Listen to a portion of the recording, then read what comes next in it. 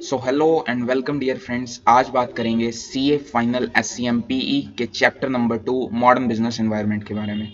काफ़ी important chapter और exam में पूछा ही जाता है और हमेशा पूछा जाता है। चाहे आप इसमें से कोई भी क्वेश्चन या टॉपिक उठा के देख लीजिए, वो एक स्पेसिफिक एग्जाम का क्वेश्चन बनने लायक क्वेश्चन है। तो फटाफट से देख लेते हैं क्या क्या टॉपिक्स इस चैप्टर में हम लोग कवर करने वाले हैं। चैप्टर का ओवरव्यू एक बार चेकआउट कर लेते हैं कि क्या क्या दिया हुआ है इस पर्टिकुलर चैप्टर में।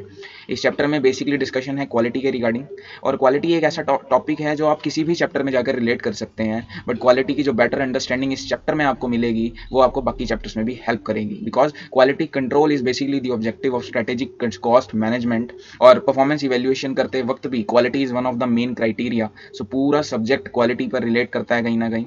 हैंस क्वालिटी का जो मेन बेसिक क्रक्स है वो आपको यहाँ देखने को मिलेगा।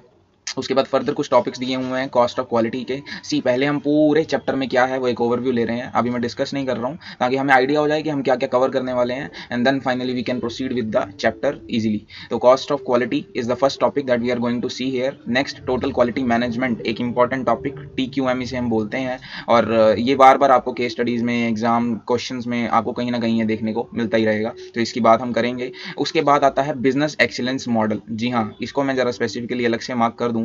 क्यों अलग से मार्क कर रहा हूँ? बिकॉज इस बार एग्जाम में केस स्टडी आ गई दोस्तों इसमें से। जी हाँ, अगर आप जुलाई वाला एग्जाम देखेंगे, जुलाई 2021 वाला, तो प्रॉपर केस स्टडी इस पर्टिकुलर टॉपिक के ऊपर पूछी गई थी। प्योर थियोरी जो हमने यहाँ इस बुक में पढ़ी हुई है वही थ्योरी एज इट इज हमें लिखनी थी, and we stand to gain full marks अगर हम वो वैसे के वैसे थ्योरी वहाँ पर लिख देते। सो इसलिए इंपॉर्टेंट हो जाता है अगर यहाँ से एक स्पेसिफिक क्वेश्चन पूरा केस स्टडी उठ के आ रहा है तो एग्जाम में, ठीक है। तो hence it becomes very important. इतना ही नहीं, theory of constants one of the favourite topic of the examiner, ये एग्जाम में बार बार पूछा जाता है। और throughput accounting is also something जो बार बार एग्जाम में पूछी जाती है, और ये टॉपिक तो ऐसा है जो कहीं ना कहीं डिसीजन मेकिंग के चैप्टर से जाकर भी रिलेट करता है। और chapter number 3 lean system and innovation में भी इसका रेफरेंस आपको देखने को मिलता है। तो ये तो अपने आप में बहुत इंपॉर्टेंट टॉपिक है। और उसके बाद सप्लाई चेन मैनेजमेंट, हम सबने ये पढ़ा हुआ है, IPC में भी हमने स्ट्रेटेजिक मैनेजमेंट में इसे पढ़ा हुआ है, और ये वैसे भी इंपॉर्टेंट कॉन्सेप्ट है, तो यहाँ भी हम इसे देखेंगे।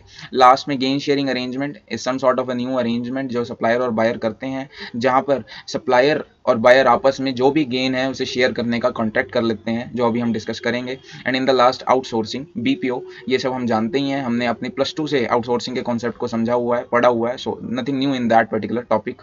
तो ये सब इस चैप्टर में हम लोग पढ़ने वाले हैं, और इस चैप्टर को पढ़ने के बाद इतना तो कन्फर्म है कि एग्जाम में आप 20 to 25 मार्क्स गेन करने के लिए रेडी हो जाते हैं। बिकॉज स्पेसिफिक क्वेश्चन यहाँ से ना भी आए, बट अदर चैप्टर्स में से रिलेट कर कर या कंबाइन कर कर क्वेश्चन यहाँ से बन सकते हैं, और हर अटेम्प्ट में इस चैप्टर में से क्वेश्चन पूछा भी गया है।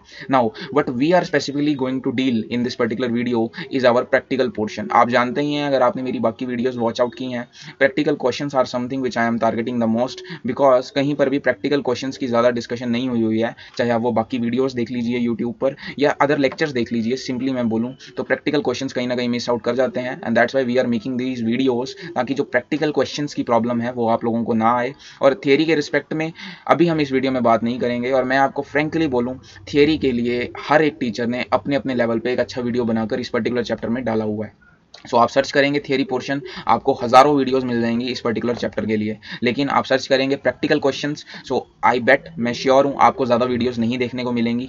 लेकिन इसलिए तो हम ये वीडियो बना रहे हैं दोस्तों, कि जो प्रॉब्लम इस चैप्टर में आप सबको आ रही है हम उसे दूर कर दें। तो थियरी पोर्शन आप समझ सकते हैं किसी भी अच्छी वीडियो को रेफर करने से। मैं नाम नहीं लूँगा अच्छे और टीचर्स का, क्योंकि आप समझदार हैं, बट हाँ, प्रैक्टिकल क्वेश्चन के लिए मैं अश्योर कर सकता हूँ आप इस वीडियो को रेफर कर सकते हैं। सारे के सारे प्रैक्टिकल क्वेश्चन आपको मैं इस वीडियो का यहाँ पे प्रोवाइड करने वाला हूँ।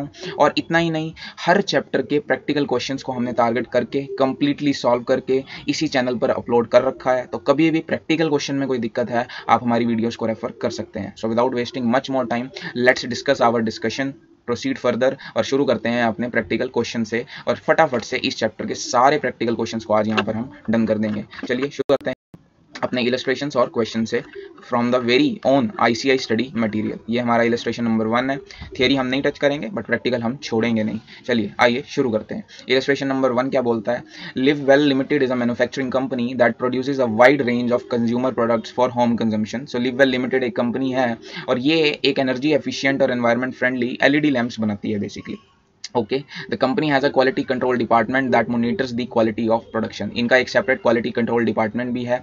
और एलईडी लैंप्स जब से 2015 से इलेक्ट्रिसिटी की कंजम्पशन बढ़ने लगी थी इंडिया में, तो बहुत सी कंपनीज ने एलईडी प्रोडक्शन में अपना हाथ जमाया और आजकल हम सब अपने घर में एलईडीज़ का यूज़ करते हैं। जो पुराने थॉमस एल्वा एडिसन वाले बड़े बड़े बल्ब थे, आज हम वो यूज़ नहीं करते हैं ज़्यादातर, और इसलिए ही और गवर्नमेंट ने भी काफ़ी इंसेंटिव्स दिए थे। तो इसलिए ये बिल्कुल एक प्रैक्टिकल क्वेश्चन है, मैं रिलेट कर पा रहा हूँ कि एक्चुअल में हाँ, कंपनीज ने एलईडी लैंप्स बनाने शुरू किए थे by changing their approach from old bulbs to new LED lamps। आगे देखते हैं।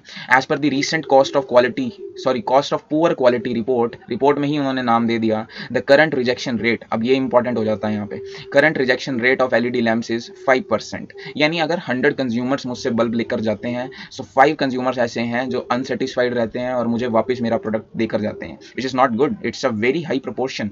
सो 5% ऑफ यूनिट्स ऑफ इनपुट जो है वो रिजेक्शन रेट रहता है। 5000 units of input go through the process each day. यानी कि मैं यहाँ से कंक्लूड कर सकता हूँ कि मैं हर दिन 5000 यूनिट्स को यूज़ करता हूँ और उनका 5% रिजेक्शन रेट मैं फेस भी करता हूँ दोस्तों। तो हर दिन मेरे 5000 मल्टीप्लाई बाय में 5%, ये कितना हो जाएगा, ये हो जाएगा 250 यूनिट्स। सो हर दिन 250 यूनिट्स की वेस्टेज जो है वो मेरी कंपनी में हो रही है, मैं ऐसा कंक्लूड कर सकता हूँ। Each unit that is rejected results in a 200 loss to the company. और पर यूनिट के बेस पर मुझे 200 रुपीज़ का लॉस सफर करना पड़ता है, which is again a huge amount. The quality control department has proposed few changes to the inspection process. इसी के चलते कुछ चेंजेस प्रपोज किए गए हैं, that would enable early detection of defects. इससे बेनिफिट होगा कि हम अर्ली डिटेक्ट कर पाएंगे डिफेक्ट्स को, and this would reduce the overall rejection rate from 5% to 3% of units input. यानी बेसिकली मुझे 2% का बेनिफिट हो जाएगा दोस्तों अगर मैं इस प्रपोजल को एक्सेप्ट कर लेता हूँ। और 2% का मतलब है, अगर मैं 5000 यूनिट्स का 2% कैलकुलेट करूँ तो ये आ जाती हैं 100 यूनिट्स दोस्तों। ठीक है, तो अगर इस प्रोसेस को मैं अडॉप्ट कर लेता हूं तो मुझे 100 यूनिट्स का जो रिजेक्शन रेट है वो कम फेस करना पड़ेगा, और इस प्रोसेस को लगाने के लिए जो कॉस्ट आएगी वो आएगी 15,000 ईच डे। सो देखते हैं क्वेश्चन की रिक्वायरमेंट क्या है। Analyse the proposal and suggest if it would be beneficial for the company to implement it. See, यहाँ पे उन्होंने पूछा है कि क्या ये प्रपोजल एक्सेप्ट करना बेनिफिशियल रहेगा। तो इसमें हमें कुछ नहीं करना है। जब भी इस तरीके के क्वेश्चंस देखने को मिलें, what we need to do is we need to do the cost benefit analysis दोस्तों। तो वो हम एक बार ट्राई करने की कोशिश करते हैं यहाँ पे कि एक्चुअल में हमें कॉस्ट कितनी इंकर हो रही है और बेनिफिट कितना हो रहा है। सबसे पहले अगर मैं कॉस्ट की बात करूं तो वो मुझे क्वेश्चन में ही उन लोगों ने दे दिया है कि मुझे एक्चुअली कितनी कॉस्ट बोली हुई है उन्होंने। जी हाँ, 15,000 पर डे की कॉस्ट उन्होंने मुझे बोली हुई है। Let me just right it this for you.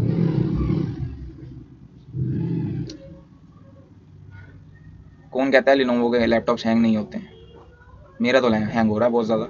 देखिए, हमें कॉस्ट दी हुई है 15,000 रुपीज़ की, जो मुझे इस इम्प्रूव प्रोसेस को इम्प्लीमेंट करने के लिए इंकर करनी पड़ेगी। बट वहीं अगर मैं बेनिफिट की बात कर लूँ, मुझे 2% का बेनिफिट हो जाएगा ऑन 5000 यूनिट्स। ठीक है, यानी पर डे मुझे 100 यूनिट्स की कम वेस्टेज को सफ़र करना पड़ेगा और एक यूनिट से मुझे 200 रुपीज़ का लॉस सफ़र करना पड़ता है। यानी कि मुझे टोटल बेनिफिट कितना हो जाएगा, मुझे 20,000 रुपीज़ का बेनिफिट देखने को मिलेगा इस पर्टिकुलर केस में। तो अगर मेरी कॉस्ट इंकर हो रही है 15,000 की और मुझे बेनिफिट देखने को मिल रहा है 20,000 का, सो मैं बोल सकता हूँ ना कि मुझे 5,000 का इन शॉर्ट बेनिफिट देखने को मिल रहा है, एंड हेंस ये प्रपोजल डेफिनेटली मेरे लिए बेनिफिशियल रहेगा। सो फर्स्ट पार्ट का आंसर हमने देख लिया है कि डेफिनेटली अगर मैं कॉस्ट बेनिफिट एनालिसिस करूं तो मुझे लगता है कि this is a beneficial proposal for my company, और डेफिनेटली मैं सजेस्ट करूंगा कि इसे हमें इंप्लीमेंट करना ही चाहिए। नेक्स्ट पार्ट देख लेते हैं एक बार, आईसीआई का आंसर भी पढ़ लेंगे। After implementation analyse the maximum rejection rate beyond which the proposal ceases to be beneficial. मुझसे उन्होंने मैक्सिमम रिजेक्शन रेट पूछा है कि अगर मैं 15,000 का खर्चा करने वाला हूं किसी चीज़ को लेकर, तो मुझे मैक्सिमम रिजेक्शन रेट कितना बियरेबल होगा इस पर्टिकुलर सिचुएशन में। सो कोई दिक्कत नहीं है दोस्तों। मान लेते हैं कि x यूनिट्स हैं जो मैं मैक्सिमम बर्दाश्त करूंगा कि ओके, अगर ये वेस्ट हो भी जाती हैं 15,000 स्पेंड करने के बाद, मुझे तकलीफ नहीं होगी। ठीक है, सो x units is something which I am thinking कि वेस्ट हो भी जाएंगी तो मुझे कोई खास तकलीफ नहीं है, और टोटल एक यूनिट से मुझे 200 का लॉस होता है। ठीक है, सो 200 मल्टीप्लाई बाय में x यूनिट्स, ये मेरा टोटल लॉस होना चाहिए, और मेरा मैक्सिमम लॉस 15,000 या उससे कम का ही होना चाहिए, तभी मैं उस प्रपोजल को एक्सेप्ट करूंगा। सिंपल सी बात है, अगर मैं 15,000 का खर्चा कर रहा हूं तो मुझे कम से कम 15,000 का बेनिफिट तो मिलना चाहिए ना। अगर मुझे उतना भी बेनिफिट नहीं मिल रहा तो क्या फ़ायदा हुआ उस चीज़ को करने का। अगर मैं यहाँ पर x के लिए सॉल्व करूँ, सो x की वैल्यू आ जाएगी 15,000 डिवाइडेड बाय में 200 अगर मैं करूँ 15,000 डिवाइड बाय में 200, मेरे पास x की वैल्यू आ जाएगी 75 यूनिट्स की दोस्तों। ठीक है, सो मैं मैक्सिमम बोल सकता हूँ कि 75 यूनिट्स की रिडक्शन इन लॉस मुझे इंकर करनी होगी, तभी मेरा जो 15,000 का एक्सपेंस है वो जस्टिफाइड होगा। तो फाइनली हमने दोनों आंसर्स कैलकुलेट कर लिए हैं। यहाँ पर मुझे मैक्सिमम 75 यूनिट्स का जो है वो रिडक्शन बर्दाश्त करना होगा, और अगर ऊपर बात करूँ तो 5,000 रुपीज़ का जो बेनिफिट है वो मुझे मिल रहा है, तो डेफिनेटली मुझे प्रपोजल को एक्सेप्ट भी कर लेना चाहिए। आइए ICAI का आंसर एक बार देख लेते हैं। फर्स्ट पार्ट में ICAI ने कहा है कि ओके हमें एडिशनल कॉस्ट 20,000 की इंकर करनी पड़ेगी, जबकि हमें एडिशनल कॉस्ट 15,000 की इंकर करनी पड़ेगी, जबकि जो हमारा बेनिफिट है वो 20,000 का है।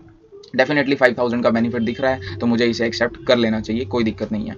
नेक्स्ट पार्ट में देखते हैं, मैक्सिमम रिजेक्शन रेट हमें निकालने को बोला हुआ है, और मैक्सिमम रिजेक्शन रेट यहाँ पर इन्होंने क्या निकाला है, तो सेम रीजनिंग दी है कि जो कॉस्ट है वो 15,000 ईच डे की है, और नंबर ऑफ यूनिट्स 5,000 है, और cost of rejection 200 per unit की दी हुई है दोस्तों। सो डेफिनेटली हमें कितनी यूनिट्स यहाँ पर चाहिए होंगी, कम से कम इन्होंने भी सॉल्व किया हुआ है कि 75 यूनिट्स हमें यहाँ पर ईच डे चाहिए होंगी नंबर ऑफ रिजेक्शंस को रिड्यूस करने के लिए। तो सेम चीज़ हमने भी इंकर की थी। ICAI ने परसेंटेज वाइज आंसर निकाला हुआ है। अगर 75 यूनिट्स को टोटल 5,000 यूनिट्स में एज अ परसेंटेज कैलकुलेट करूं, सो 1.5% आंसर आ जाता है। यानी मैं बोल सकता हूं कि जो मेरा करंट रिजेक्शन रेट 5% का है, मुझे उसे 1.5% से रिड्यूस कर कम से कम 3.5% पर लाना होगा, अगर मुझे अपने 15,000 के एक्सपेंस को जस्टिफाई करना है। तो मेरा मैक्सिमम रिजेक्शन रेट क्या हो जाएगा, वो हो जाएगा 3.5% of my inputs used, provided the inputs are the same, that is 5,000 units। so ये आंसर यहाँ पे सॉल्व होता है। ICAI का आंसर भी हमने देख लिया है। इंपॉर्टेंट क्वेश्चन नहीं है, बट हाँ स्टिल हमें इसे छोड़ना नहीं है, एक बार देखना चाहिए। सो नेक्स्ट क्वेश्चन की डिस्कशन करते हैं without wasting much more time. So चलिए डिस्कशन को आगे हैं और डिस्कशन करते हैं नेक्स्ट इलस्ट्रेशन की। इलस्ट्रेशन नंबर 1 हम अच्छे से देख चुके हैं, ये देखिए हमने इसको पूरा सॉल्व किया है। आगे नेक्स्ट इलस्ट्रेशन की बात करते हैं। एक केस सिनेरियो दिया हुआ है और खास टफ नहीं है, तो इसकी हम अलग से सेपरेट वीडियो बनाने ही वाले हैं, वहाँ पर डिस्कशन करेंगे। बट अभी देखते हैं कि फटाफट से प्रैक्टिकल क्वेश्चंस कौन से दिए हुए हैं। ये सब थियरी पोर्शन दिया हुआ है, एंड एज आई सेड इस चैप्टर में थियरी पोर्शन ज़्यादा है। और ये आ गया वो क्वेश्चन जो इस बार एग्जाम में पूछा गया, EFQM एक्सीलेंस मॉडल। सो क्या ये जुलाई में आ गया है तो दिसंबर में नहीं आएगा, ऐसा कुछ नहीं है। अगर ये जुलाई में आया है तो दोबारा भी पूछा जा सकता है, इसे अच्छे से इंपॉर्टेंट मार्क कर लीजिए। और हाँ, एक ये क्वेश्चन ये मैं स्पेसिफिकली आपको बताना चाहूंगा, though I am dealing with practical questions, but Goldratt's 5 step method, RTP देख लेना, MTP देख लेना, या फिर केस स्टडी डाइजेस्ट देख लेना।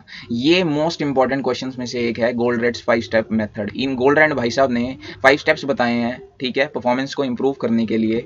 परफॉर्मेंस किसकी, जो हमारी मशीन्स हैं, जो एज अ कॉन्स्टेंट काम करती हैं हमारे लिए, ठीक है, या जिनको लिमिटिंग फैक्टर बोलते हैं डिसीजन मेकिंग के चैप्टर में, ठीक है। सो हमें इस तरीके की मशीन्स के साथ कैसे डील करना चाहिए, गोल्डरेट ने अपने 5 स्टेप मेथड में हमें बताया है। ये वो 5 मेथड्स हैं, बट अभी इनकी डिस्कशन नहीं करेंगे, वो बात करेंगे अपनी थियरी वीडियो में। इट जस्ट इंपॉर्टेंट है तो मैं आपको बता रहा हूँ। नेक्स्ट बात करते हैं सीधा इलस्ट्रेशन नंबर 2 की। देखो थ्रूपुट अकाउंटिंग के ऊपर बेस्ड ये इलस्ट्रेशन है, एंड आई एम अज्यूमिंग कि थ्रूपुट अकाउंटिंग आप जानते हैं कि क्या होता है। जिनको नहीं पता उनके लिए एक ओवरव्यू देने जा रहा हूँ, तो ध्यान से सुनना।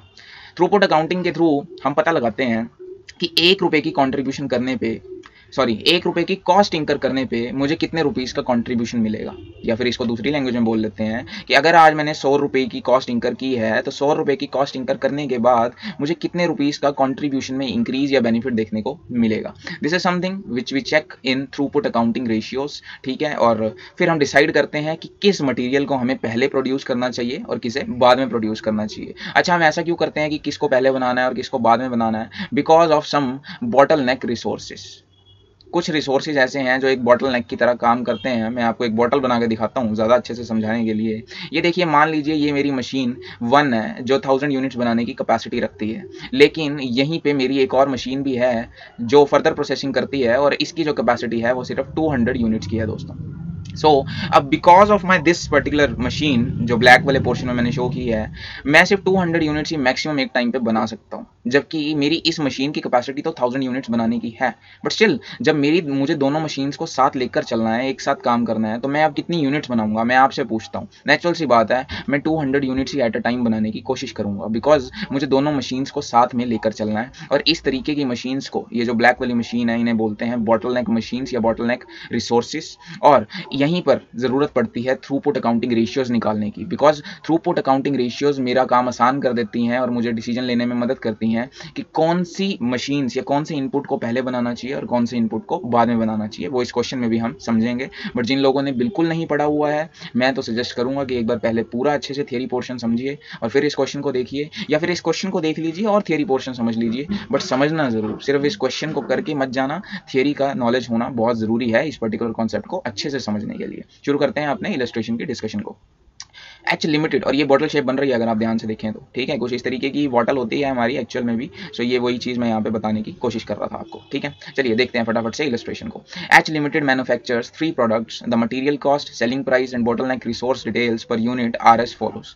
सो पर यूनिट डिटेल्स हमें दी हुई हैं 3 प्रोडक्ट्स के बारे में, प्रोडक्ट एक्स, वाई और जेड।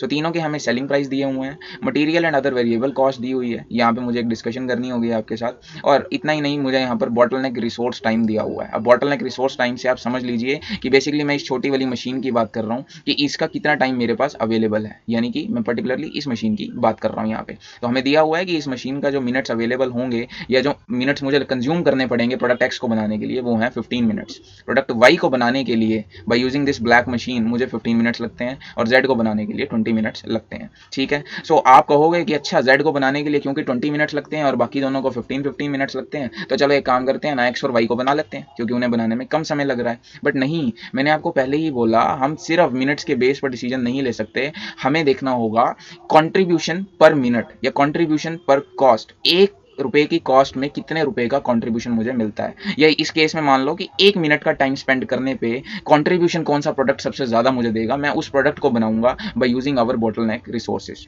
ठीक है। सो बेसिकली अब इस तरीके के क्वेश्चंस में सबसे पहले हमें निकालनी होती है टीए रेशियो, जिसको बोलते हैं थ्रूपुट अकाउंटिंग रेशियो। और इसका फॉर्मूला क्या होता है दोस्तों, यहाँ पर हमारा फॉर्मूला होता है कंट्रीब्यूशन पर मिनट। मैं यहाँ पे पर मिनट क्यों ले रहा हूँ, क्योंकि जो मेरा बॉटलनेक रिसोर्स क्वेश्चन में दिया हुआ है वो मिनट्स के अकॉर्डिंग दिया हुआ है, ठीक है। So contribution per minute divide by में cost per minute, this is my formula जो हम यहाँ पर यूज करते हैं for calculating our throughput accounting ratio.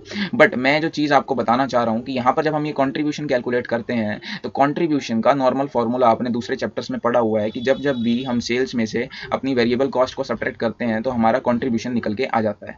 But यहाँ पे मैं आपको एक चीज़ क्लियर कर दूँ, जब जब भी मुझे थ्रूपुट कंट्रीब्यूशन निकालना है, माइंड माई वर्ड, जब मुझे थ्रूपुट कंट्रीब्यूशन निकालना है, सिर्फ कंट्रीब्यूशन की बात नहीं कर रहा हूँ, तो वहाँ पे फॉर्मूला चेंज हो जाता है। वहाँ पे सेल्स में से हम वेरिएबल कॉस्ट को माइनस करते हैं, बट इस वेरिएबल कॉस्ट में लेबर इंक्लूड नहीं होती है दोस्तों, ये चीज़ आपको ध्यान रखनी है। यानी यहाँ पर वेरिएबल कॉस्ट में मैं सिर्फ material and other related variable cost को ही इंक्लूड करता हूँ। समझे आप लोग कंट्रीब्यूशन और थ्रूपुट कंट्रीब्यूशन का डिफरेंस। तो निकाल लेते हैं फटाफट से थ्रूपुट कंट्रीब्यूशन को, ताकि हम उसे यहाँ पर पुट करें और कॉस्ट से डिवाइड करें तो हमें अपना आंसर मिल जाए।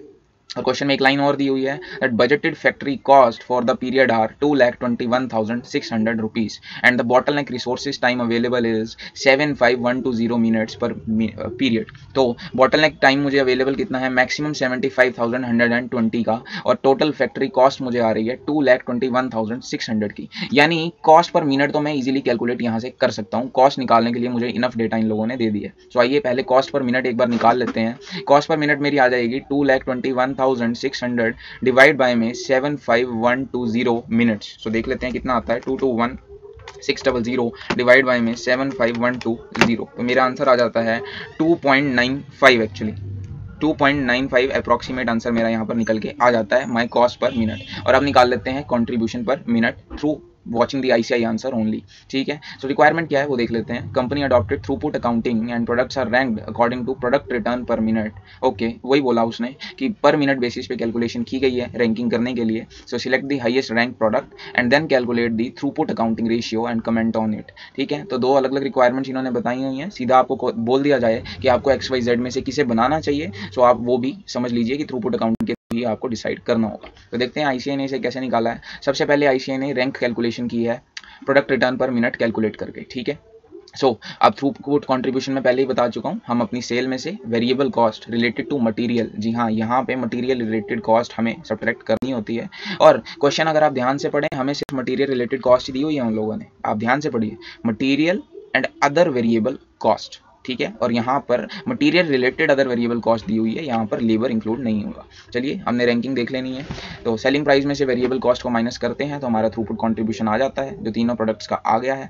पर मिनट्स कितने लग रहे हैं एक प्रोडक्ट को बनाने के लिए, वो हमें क्वेश्चन में दिया हुआ था। तो कंट्रीब्यूशन पर मिनट हमने यहाँ से निकाल लेना है। 42 को अगर मैं 15 से डिवाइड करूँ 2.8 आ जाता है। 2.8 का क्या मतलब है कि हमें 1 मिनट में कितना कॉन्ट्रीब्यूशन रिसीव हो रहा है। वैसे ही 1 मिनट लगाने पे वाई मुझे 3 रुपीज़ अर्न करके देता है और जेड मुझे 2.5 रुपीज़ अर्न करके देता है। तो क्योंकि वाई सबसे ज़्यादा अर्निंग मुझे पर मिनट बेसिस पे दे रहा है, सबसे पहली रैंक मैंने अलॉट करी वाई को, सेकंड रैंक अलॉट करी 2.8 रुपीज़ अर्न करने वाले एक्स को, और लास्ट में मैं जेड को बनाने की कोशिश करूँगा, अदरवाइज नहीं भी बनाऊंगा। तो थ्रूपुट अकाउंटिंग रेशियो क्या हो जाएगा, उसका फॉर्मूला मैं आपसे पहले ही डिस्कस कर चुका हूँ, that is contribution per minute divide by में cost per minute. So contribution per minute divide by में फैक्ट्री कॉस्ट पर मिनट 2.595 हम ऑलरेडी निकाल चुके हैं। सो दोनों को डिवाइड करके मेरे पास आ जाएगी टीए रेशियो। टीए रेशियो हमें क्या बताता है कि 1 रुपये की कॉस्ट इंकर करने पे कितना कंट्रीब्यूशन मैं अर्न कर रहा हूँ। सो 1 रुपये का पैसा लगाने पर मुझे 0.95 की कंट्रीब्यूशन मिल रही है प्रोडक्ट एक्स से, वहीं वाई से मुझे 1.02 और जेड से तो सबसे कम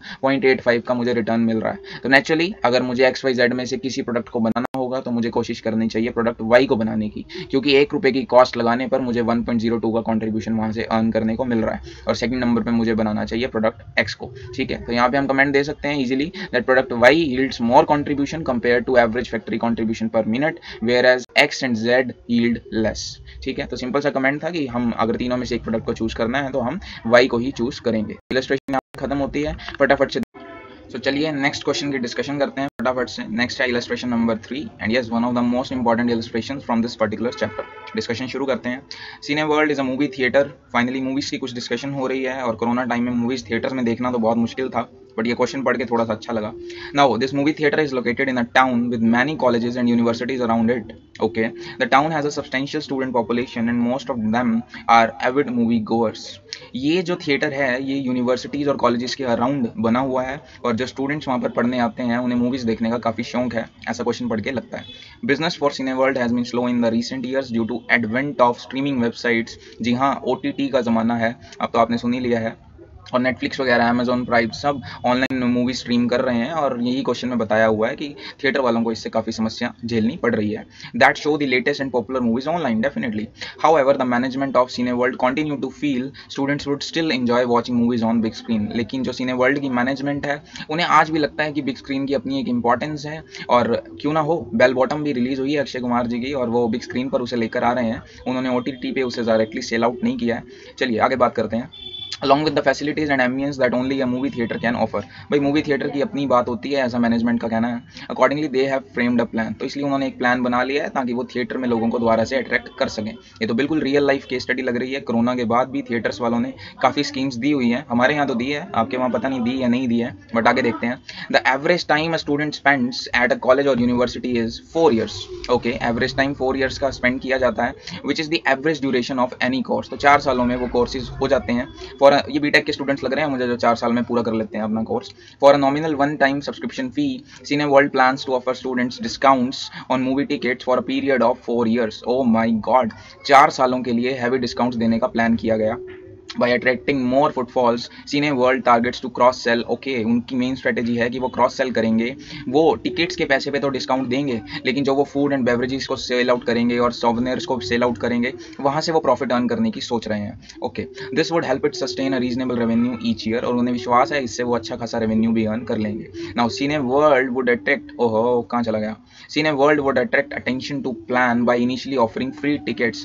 फ्री टिकट्स दे रहे हैं वो लोग, फूड एंड बेवरेज भी वो फ्री दे रहे हैं इनिशियली, और गिफ्ट वाउचर्स भी देने वाले हैं आपको। तो ऐसा थिएटर अगर कोई आपको मिले मुझे बताइए, मैं जरूर जाना पसंद करूंगा। This one time initial expense net of one time subscription fee collected would cost 5000 पर स्टूडेंट।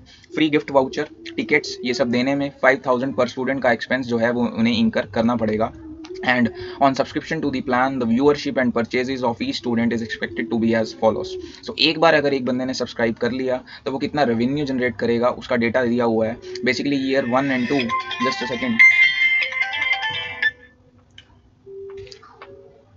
जी हाँ, ईयर 1 and 2 और ईयर 3 and 4 का हमें यहाँ पर डेटा दिया हुआ है। सो पहले 2 सालों में जो बच्चा मूवी टिकट पर स्पेंड करने वाला है वो 2000 रुपीज़ का एक्सपेंडिचर करेगा, और आखिरी के 2 सालों में वो सिर्फ 1500 रुपये का खर्चा करेगा। नेचुरली पहले 2 साल तो सब मजे मारेंगे, और आखिरी के 2 साल कुछ बच्चे पढ़ने वाले जो हैं वो पढ़ाई में लग जाएंगे। हैंस थिएटर वालों को भी ये बात पता है कि 3 और 4 ईयर में शायद इतना रेवेन्यू ना हो। Any how, spend on food and beverage, obviously जब बच्चे कम खर्चा करेंगे अगले साल में तो मूवी और फूड के ऊपर भी और बेवरेज के ऊपर भी कम रेवेन्यू जनरेट होगा। Spend on souvenirs and accessories, बहुत कम लोग होते हैं जो थिएटर में जाके कुछ परचेजिंग भी करते हैं, रीजन बीइंग काफ़ी कॉस्टली और एक्सपेंसिव चीज़ें मिलती हैं, but still they are expecting significant revenue over here. Movie ticket से वो लोग सिर्फ 2,000 रुपये कमाने वाले हैं, जबकि सोवेनियर्स और एक्सेसरीज से वो 2,250 रुपीज़ अर्न करने की एक्सपेक्टेशन रखते हैं, जो ईयर 3 एंड 4 में काफ़ी कम हो जाएगी, 750 रुपीज़ की रह जाएगी, बिकॉज एग्जाम्स पास में होंगे, नेचुरल सी बात है। चलिए आगे देखते हैं, कुछ अजम्पशंस मैनेजमेंट ने ली हैं, वो क्या हैं देख लेते हैं। Only 50% of subscribers are expected to visit the theatre in years 3 and 4। Okay, year 1 and 2 में अगर 100 सब्सक्राइबर्स या 100 पर्सन्स मूवी देखने जाएंगे तो उनमें से सिर्फ 50 लोग ही हैं जो ईयर 3 और 4 में भी मूवी देखने जाएंगे। एक्चुअली बात है कि आधी जनता पढ़ाई में लग जाएगी, मैं तो बार बार बोल रहा हूँ। Across all years only 75% of subscribers who visit the theater are expected to buy food and beverage। सभी सालों में सिर्फ 75% बंदे ही ऐसे होंगे जो वहाँ से कुछ खाने का भी खरीदेंगे, यानी 25% स्टूडेंट्स ऐसे होंगे जो मुश्किल से मूवी के पैसे अरेंज करेंगे और वहाँ पे खाएंगे कुछ नहीं, सिर्फ मूवी देखेंगे और खाना बाहर से खाएंगे। और थर्ड पॉइंट दिया हुआ है, only 25% of subscribers who visit are expected to buy souvenirs in year 1 and 2। वहाँ से सामान खरीदने की बात हो तो सिर्फ 25% सब्सक्राइबर ही ऐसे होंगे जो कुछ बाइंग करेंगे थिएटर में जाके, और ये वही लोग होंगे जो कपल्स में जाएंगे, इंडिविजुअल लोग क्या ही कुछ खरीदेंगे, छोड़िए। And 10% of them in year 3 and 4, सिर्फ 10% लोग ही ईयर 3 और 4 में भी कुछ खरीदेंगे, ये कुछ अलग किस्म के प्राणी होंगे ज़रूर। Now given that present value हमें दी हुई है, फाइनली कॉस्टिंग के कुछ क्वेश्चंस में प्रेजेंट वैल्यू फैक्टर्स का यूज़ किया हुआ है, वरना कॉस्टिंग का कोई भी क्वेश्चन उठा के देख लो, नीचे नोट दिया होता है ignore time value of money, ताकि आप एसएफएम और कॉस्टिंग को मिक्स ना कर दें। तो क्वेश्चन की रिक्वायरमेंट क्या है, calculate the customer life time value per subscriber for the above plan. My goodness, customer life time value per subscriber हमें निकालना है। इसका हिंदी में मतलब क्या होता है ये समझ लो आप मुझसे, कि customer life time value per subscriber का मतलब क्या है कि मुझे 4 साल के पीरियड में नेट बेनिफिट कितना होने वाला है पर स्टूडेंट या पर कस्टमर से। ये हम कैसे निकालेंगे, देखो सिंपल सी बात है, जो भी प्रेजेंट वैल्यू ऑफ इनफ्लोज होंगे, मैं यहाँ पे प्रेजेंट वैल्यू वर्ड इसलिए यूज कर रहा हूँ क्योंकि मुझे प्रेजेंट वैल्यू फैक्टर क्वेश्चन में दिया हुआ है, अदरवाइज कॉस्टिंग में हम सिर्फ इनफ्लोज टोटल कैलकुलेट करते हैं, प्रेजेंट वैल्यू नहीं निकालते, बाकी क्वेश्चन में आप देख सकते हैं। सो प्रेजेंट वैल्यू ऑफ इनफ्लोज में से मैं अपनी कॉस्ट माइनस कर दूंगा, कॉस्ट पर स्टूडेंट जो मुझे 5000 दी हुई है क्वेश्चन में, और जो नेट वैल्यू मेरी निकल कर आएगी या जो नेट इनफ्लो निकल कर आएगा वो होगी मेरी customer life time value per subscriber की दोस्तों। ठीक है, आई hope you got my calculations here, और अब बस मुझे इसको क्वांटिफाई करना है by making a solving situation in this particular stage। तो आंसर को सॉल्व करना शुरू करते हैं। आई होप क्वेश्चन आप समझ चुके हैं, एक बार क्वेश्चन को अपने सामने रखिएगा ताकि हम आंसर्स को बेटर तरीके से समझ पाएं। सो हम customer life time value per subscriber निकाल रहे हैं, प्रेजेंट वैल्यू ऑफ इनफ्लोज में से कॉस्ट को हमें माइनस करना है। सो कॉस्ट हमें आई हुई है 5000 रुपीज़ की, ठीक है। तो टोटल खर्चा पर स्टूडेंट मुझे 4 सालों में 5000 रुपये का होने वाला है। अब रेवेन्यू कितना जनरेट होने वाला है बस वो देख लेते हैं। रेवेन्यू के मेरे 3 सोर्सेज हैं, movie tickets, food and beverages और सोवेनियर्स। तो तीनों ही चीज़ों से मुझे कितना कितना रेवेन्यू हो रहा है एक बार वो भी देख लेते हैं दोस्तों। सो मूवी टिकट्स की सबसे पहले बात करते हैं। देखो हमारे पास 2000 स्टूडेंट्स आने वाले हैं ईयर 1 एंड 2 में, जबकि ईयर 3 एंड 4 में 1500 स्टूडेंट्स ही आने वाले हैं। मैं आपको क्वेश्चन में एक बार वेरीफाई भी करवा देता हूँ। जी हाँ, ईयर 1 एंड 2 में 2000 स्टूडेंट्स आएंगे और ईयर 3 एंड 4 में 1500 स्टूडेंट्स ही आने वाले हैं दोस्तों। ठीक है जी, आगे देखते हैं।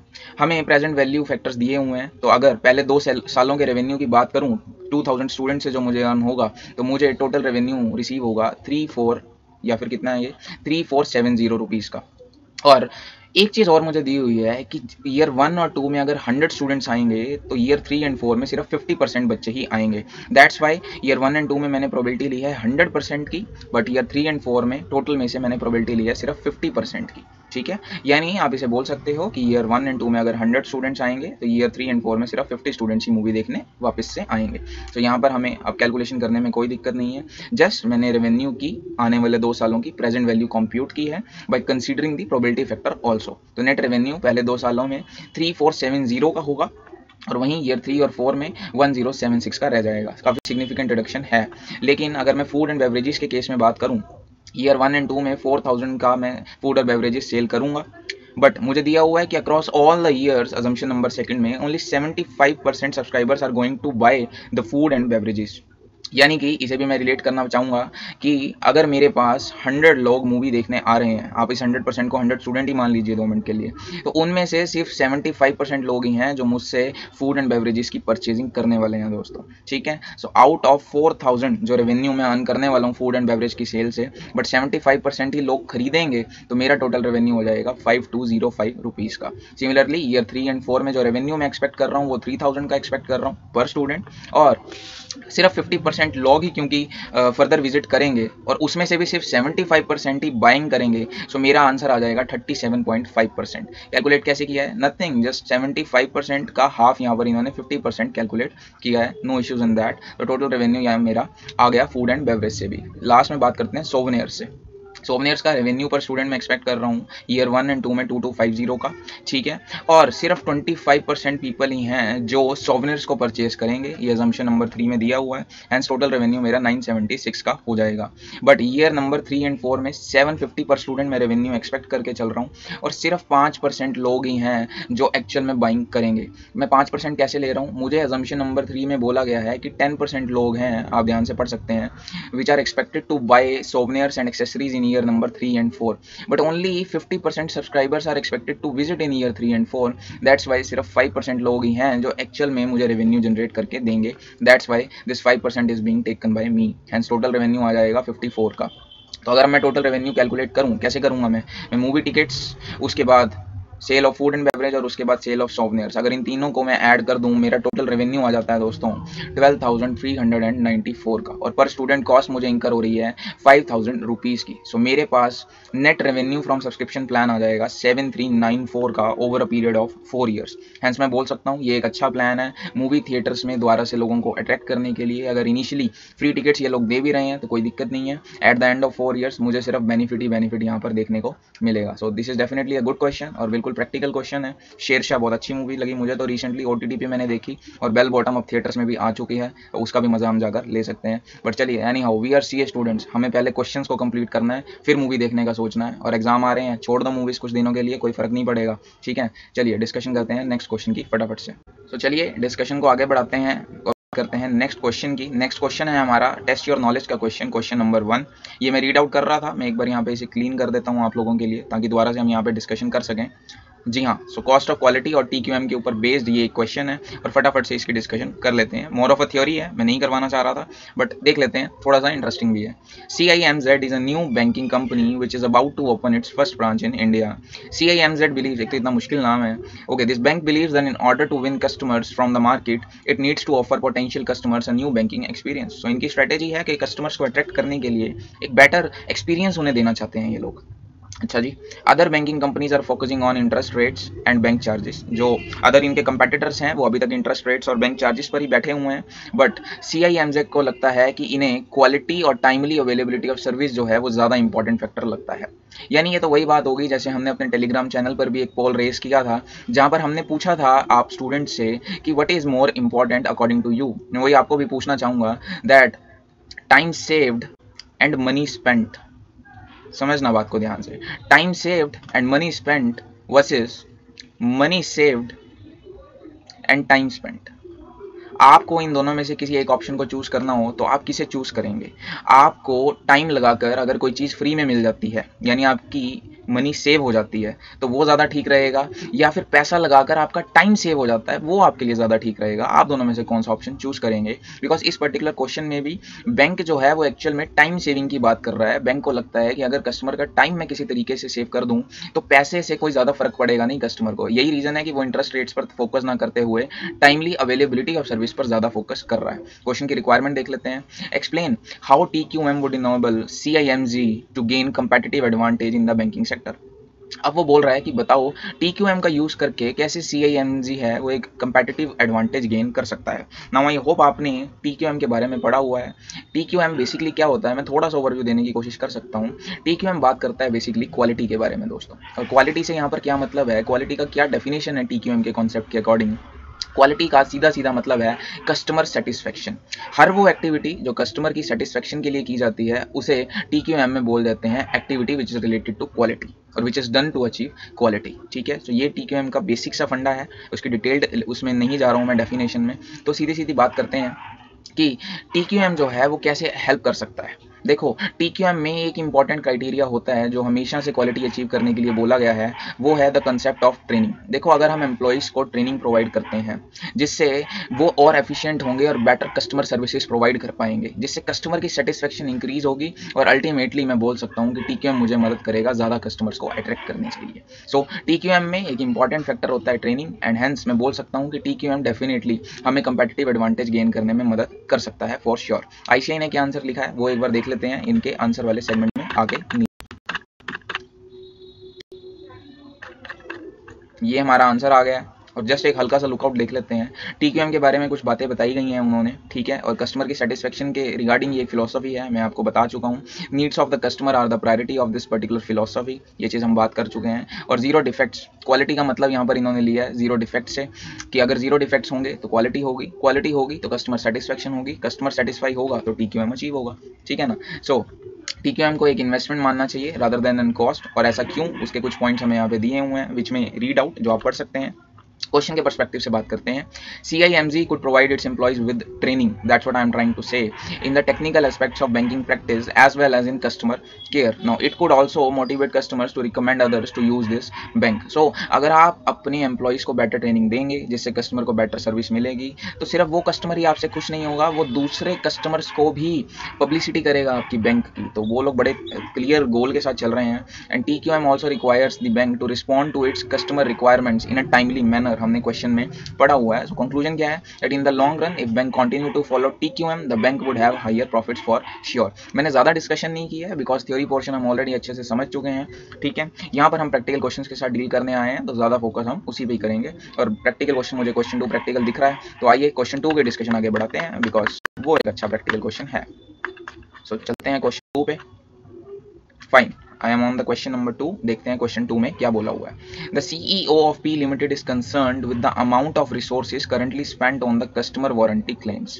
देखिए, कस्टमर को वारंटी दी जाती है कि अगर with in a period of time अगर प्रोडक्ट खराब निकलता है तो हम उसे चेंज कर देंगे, ठीक है। गारंटी और वारंटी का कंसेप्ट आप अच्छे से समझते हैं, I hope. Now each box of the product is printed with a logo satisfaction guaranteed और योर मनी बैक। अच्छा जी, सो ये तो दावा करते हैं कि सेटिस्फेक्शन होगी आपको, अदरवाइज आपका पैसा वापस कर दिया जाएगा। P Limited is having difficulty competing with X Limited because it does not have the reputation for high quality that X Limited enjoys, ठीक है। तो इस समय तो जो हालत है वो बिल्कुल अच्छी नहीं है इनकी with respect to its competitor, because ये लोग हाई क्वालिटी के लिए नहीं जाने जाते हैं मार्केट में। Now since the warranty claims are also so high, the CEO of P Limited would like to evaluate what costs are being incurred to ensure the quality of the product। और CEO भाई साहब इतने परेशान हो गए हैं कि उन्होंने पूछ लिया है आपसे कि हम एक्चुअल में क्वालिटी के लिए कितने एफर्ट्स डाल रहे हैं, मुझे पहले तो आप ये बताइए। और उसके लिए कुछ इन्फॉर्मेशन कलेक्ट की गई है डिफरेंट डिपार्टमेंट से, जो हमें यहाँ नीचे दी हुई है, तो देख लेते हैं एक बार। देखिए, वारंटी क्लेम्स के लिए 4,25,000 का एक्सपेंडिचर हम इंकर कर रहे हैं। एम्प्लॉय को ट्रेनिंग देने के लिए सिर्फ 1,20,000 का खर्चा हम कर रहे हैं दोस्तों, ठीक है जी।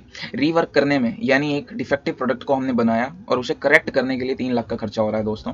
Lost profits from lost customers, देखो कस्टमर एक बार चला गया वो मुड़ के नहीं लौटेगा, और वो मुड़ के नहीं लौटेगा तो उससे कितना नुकसान होगा हमें, 8,10,000 रुपये का एवरेज लॉस हमें वहाँ पे इंकर करना पड़ रहा है। कॉस्ट ऑफ रिजेक्टेड यूनिट्स, जो हमने रिजेक्टेड यूनिट्स बनाई 50,000, तो हमारा इनपुट भी वेस्ट हो गया। यानी टोटल अगर मैं आपको बताऊँ, रिजेक्टेड यूनिट पे 50,000 तो मेरा इनपुट वेस्ट हुआ, और इतना ही नहीं, रीवर्क करने पे 3 लाख अलग से मुझे लग रहा है, तो वेरी कॉस्टली। और सेल रिटर्न प्रोसेसिंग की बात करूं तो 1,75,000 की तो सेल रिटर्न हो रही है, और टेस्टिंग पे सिर्फ 1,70,000 का खर्चा मैं कर रहा हूँ। 2 एक्सपेंसेस की तरफ आपका ध्यान लेकर आना चाहूँगा, एक ये टेस्टिंग वाला एक्सपेंडिचर, ठीक है, और एक ये ट्रेनिंग वाला एक्सपेंडिचर। ये कहाँ गया, ये रहा, एक ये ट्रेनिंग वाला एक्सपेंडिचर। कुल मिला के प्रिवेंशन और अप्रेजल पे सिर्फ कुल मिला के मैं यही दो कॉस्ट इंकर कर रहा हूँ। बाकी सारी कॉस्ट अगर आप देखेंगे तो वो मेरी इंटरनल फेलियर की वजह से हो रही हैं या एक्सटर्नल फेलियर्स की वजह से हो रही हैं। और एक्सटर्नल फेलियर कॉस्ट और डिजास्टर हैं किसी भी कंपनी के लिए, बिकॉज एक्सटर्नल फेलियर से आपका कस्टमर लॉस्ट हो जाता है, और एक बार कस्टमर चला गया वो मुड़ के नहीं आएगा, और सबसे ज़्यादा कॉस्ट भी हमें एक्सटर्नल फेलियर की वजह से होने वाले कस्टमर लॉस की वजह से हो रहा है। सो ये हमने क्वेश्चन को पढ़ा ना। For the year 2020-21 CEO is considering spending the following amounts. CEO को समझ आ गया है कि एक्चुअल में ये लोग प्रिवेंशन और अप्रेजल कॉस्ट पे खर्चा कर ही नहीं रहे हैं, ये लोग इंटरनल और एक्सटर्नल फेलियर कॉस्ट की वजह से सफ़र कर रहे हैं, और इसलिए उसने कुछ खर्चे करने का डिसाइड किया। ही डिसाइडेड कि वो रॉ मटेरियल की इंस्पेक्शन के लिए 1,20,000 रुपीज़ स्पेंड करेगा, ताकि एक बेटर क्वालिटी रॉ मटेरियल जो है वो इनपुट बनाने में लगाया जाए। Very good. आगे उसने कहा that I will reengineer the production process to improve the quality. पूरे प्रोसेस को ही री इंजीनियर करने की सोच रहे हैं भाई साहब, जिसपे वो काफ़ी ज़्यादा खर्चा कर रहे हैं, 7,50,000 रुपये का। सप्लायर स्क्रीनिंग भी इन लोगों ने शुरू कर दी है, यानी कुछ भी ऐसे वैसे सप्लायर से अब नहीं लिया जाएगा, प्रॉपर स्क्रीनिंग एंड सर्टिफिकेशन के बाद ही सप्लायर से कुछ सामान मंगाया जाएगा, जिसमें 30,000 का मिनिमल सा एक्सपेंडिचर आएगा। और प्रिवेंटिव मेंटेनेंस भी करने वाले हैं, जिसपे 70,000 का एक्सपेंडिचर इनको आने वाला है। Preventive maintenance, total productive maintenance या टोटल प्रिवेंटिव मेंटेनेंस, ये कॉन्सेप्ट हमने पढ़ा हुआ है मशीन्स के ऊपर जब हम ये अप्लाई करते हैं। तो ये 4 तरीके की कॉस्ट हैं जो इंकर करने की सोची गई है। आगे देखते हैं। पी लिमिटेड एक्सपेक्ट्स, भाई एक्सपेक्टेशन रखना आज के टाइम में बड़ा काम खराब है, बट देख लेते हैं। P limited expects the new quality programme to save cost by following amounts. P limited कह रही है कि ये खर्चे करने से हमें कॉस्ट सेविंग होगी। देख लेते हैं। Reduction in loss profits from loss sales due to impaired reputation. 8 lakh rupees से जो इनकी बैड रेप्यूटेशन की वजह से, लॉस्ट कस्टमर की वजह से नुकसान हो रहा था, वो काफ़ी ज़्यादा कम हो जाएगा और 8 लाख रुपए से सेविंग होगी इन्हें। काफ़ी ज़्यादा अमाउंट है, पर देखते हैं। रीवर्क कॉस्ट में काफ़ी ज़्यादा कमी आएगी, 2,50,000 के अराउंड सेविंग होगी। अभी फिलहाल रीवर्क का जो एक्सपेंडिचर है वो क्वेश्चन में हमने देखा, हमें 3 लाख रुपीज़ का एक्सपेंडिचर इंकर करना पड़ रहा है। वारंटी कॉस्ट की बात करूं तो 3,25,000 से सेविंग देखने को मिलेगी, और सेल रिटर्न की बात करूं तो मुझे 1,50,000 की सेविंग देखने को मिलेगी। ओवरऑल इजी क्वेश्चन है, अभी तक तो मुझे कोई दिक्कत लगती नहीं कहीं पे भी। ठीक है, ये लोग कॉस्ट इंकर कर रहे थे, प्रिवेंशन और अप्रेजल पे खर्चा कर नहीं रहे थे, तो इन्होंने एक स्कीम बनाई जिसमें इन्होंने सोचा कि चलिए कुछ खर्चे करते हैं, कुछ एक्सपेंडिचर्स करते हैं और अपनी कॉस्ट को सेव करने की कोशिश करते हैं। Now what are the requirements of this particular question? They say prepare a cost of quality statement for the year 1920 showing the percentage of total cost of quality incurred in each cost category. 1920 की एक statement बनाने को बोल दिया गया है। ये हमें 1920 का डेटा दिया हुआ है, अगर मैं आपको यहाँ पे दिखाने की कोशिश करूँ, और मुझे तो सिर्फ इतना बताना है कि 1920 में मैंने किस एक्टिविटी पे कितनी कॉस्ट इंकर करी। ठीक है, यानी कि हमें इन एक्टिविटीज़ को डिवाइड करना होगा कॉस्ट ऑफ क्वालिटी मॉडल के बेस पे। आई होप आपको पता है कि कॉस्ट ऑफ क्वालिटी की रिपोर्ट कैसे बनती है। हम बेसिकली जब थियरी पोर्शन पढ़ रहे थे तो हमने वहाँ पे PAF मॉडल की भी डिस्कशन की थी। P का मतलब होता है प्रिवेंशन कॉस्ट दोस्तों। ठीक है, तो हमने प्रिवेंशन पर कितना खर्चा किया, मुझे ये स्टेटमेंट बनाते वक्त वो बताना होगा। उसके बाद A स्टैंड्स फॉर अप्रेजल, मैंने अप्रेजल पे कितना खर्चा किया। अप्रेजल कॉस्ट क्या होती है? ये वो कॉस्ट है जो इंकर करी जाती है ये इंश्योर करने के लिए कि जो हमारी डिजायर्ड क्वालिटी है वो अचीव हुई या नहीं हुई। और लास्ट में आ जाती है F, where F stands for failure cost. 2 तरीके के फेलियर होते हैं मेरे पास वैसे तो, इंटरनल और एक्सटर्नल फेलियर कॉस्ट। तो मुझे इन सभी कॉस्ट को डिवाइड करना है 4 कैटेगरीज में, प्रिवेंशन, अप्रेजल और internal failure and external failure. ठीक है, तो चलिए एक एक करके डिस्कशन कर लेते हैं। सबसे पहली बात करूं अगर मैं वारंटी क्लेम्स की, जो मैं वारंटी क्लेम्स की बात कर रहा हूं तो ये नेचुरली मेरे एक्सटर्नल फेलियर कॉस्ट हैं दोस्तों। बिकॉज जब कस्टमर को सामान पहुंच चुका है तब मुझे पता चल रहा है कि मेरे प्रोडक्ट में एक डिफेक्ट है। This is definitely my external failure cost. ठीक है, वहीं बात करते हैं एम्प्लॉय ट्रेनिंग की। ट्रेनिंग पर मैं इतना कम खर्चा कर रहा हूँ जबकि ये बहुत ज़रूरी है और ये मेरा प्रिवेंशन कॉस्ट का पार्ट बनता है दोस्तों। ठीक है, और सिर्फ 1,20,000 का खर्चा मैं यहाँ पे कर रहा हूँ। अगर मैं रीवर्क की बात करूँ, रीवर्क का मतलब है कि मेरा इंटरनल फेलियर कॉस्ट है, बिकॉज अभी कस्टमर पर पहुंचा नहीं, कस्टमर को पहुंचाने से पहले ही मुझे पता चल गया कि मैंने एक गलत चीज़ बना दी है और उस पर रीवर्क कर रहा हूँ। Lost profits from lost customers, ये मैं आपसे पूछता हूँ, वीडियो को पॉज कीजिए और डिसाइड कीजिए कि ये इन तीनों में से किस कैटेगरी में लाई करेगा। ठीक है, कॉस्ट ऑफ रिजेक्टेड यूनिट्स। ठीक है, ये बिल्कुल रिजेक्ट कब हुआ हमें, जब ये बेसिकली डाउट होता है यहाँ पे बच्चों को, लेकिन ये इंटरनल फेलियर कॉस्ट होती है दोस्तों। ठीक है, बिकॉज रीवर्क जो उस प्रोडक्ट को बनाने के लिए दोबारा से हमने खर्चा किया है, उस प्रोडक्ट को जब ओरिजिनली बनाया था तो कितनी कॉस्ट इंकर करी थी, ये दोनों इंटरनल फेलियर कॉस्ट हैं, यहाँ पर आपने ध्यान रखना है। उसके बाद सेल रिटर्न प्रोसेसिंग की बात करें तो ये भी मेरी एक्सटर्नल फेलियर कॉस्ट आती है विदाउट एनी डाउट, बिकॉज जो मैंने सेल की थी मुझे प्रोडक्ट रिटर्न हो गया। और लास्ट में आ रहा है टेस्टिंग।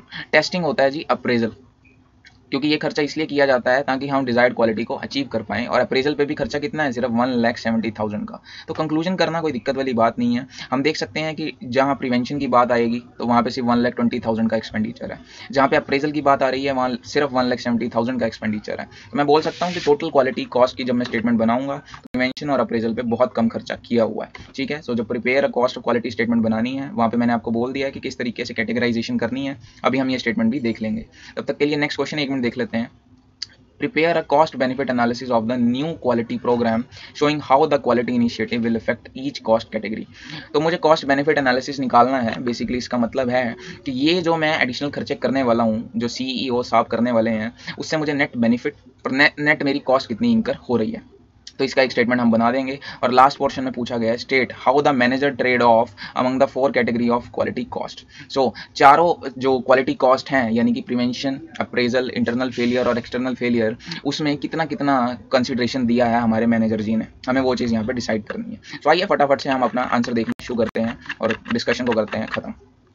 आईसीआई के आंसर से सीधा हम आंसर पढ़ने की कोशिश करेंगे, बिकॉज जो फॉर्मेट्स आईसीआई के हैं वही बनाएंगे तभी नंबर मिलेंगे एग्जाम में, ये तो आप जानते ही हैं दोस्तों। Let me just make some space for you guys.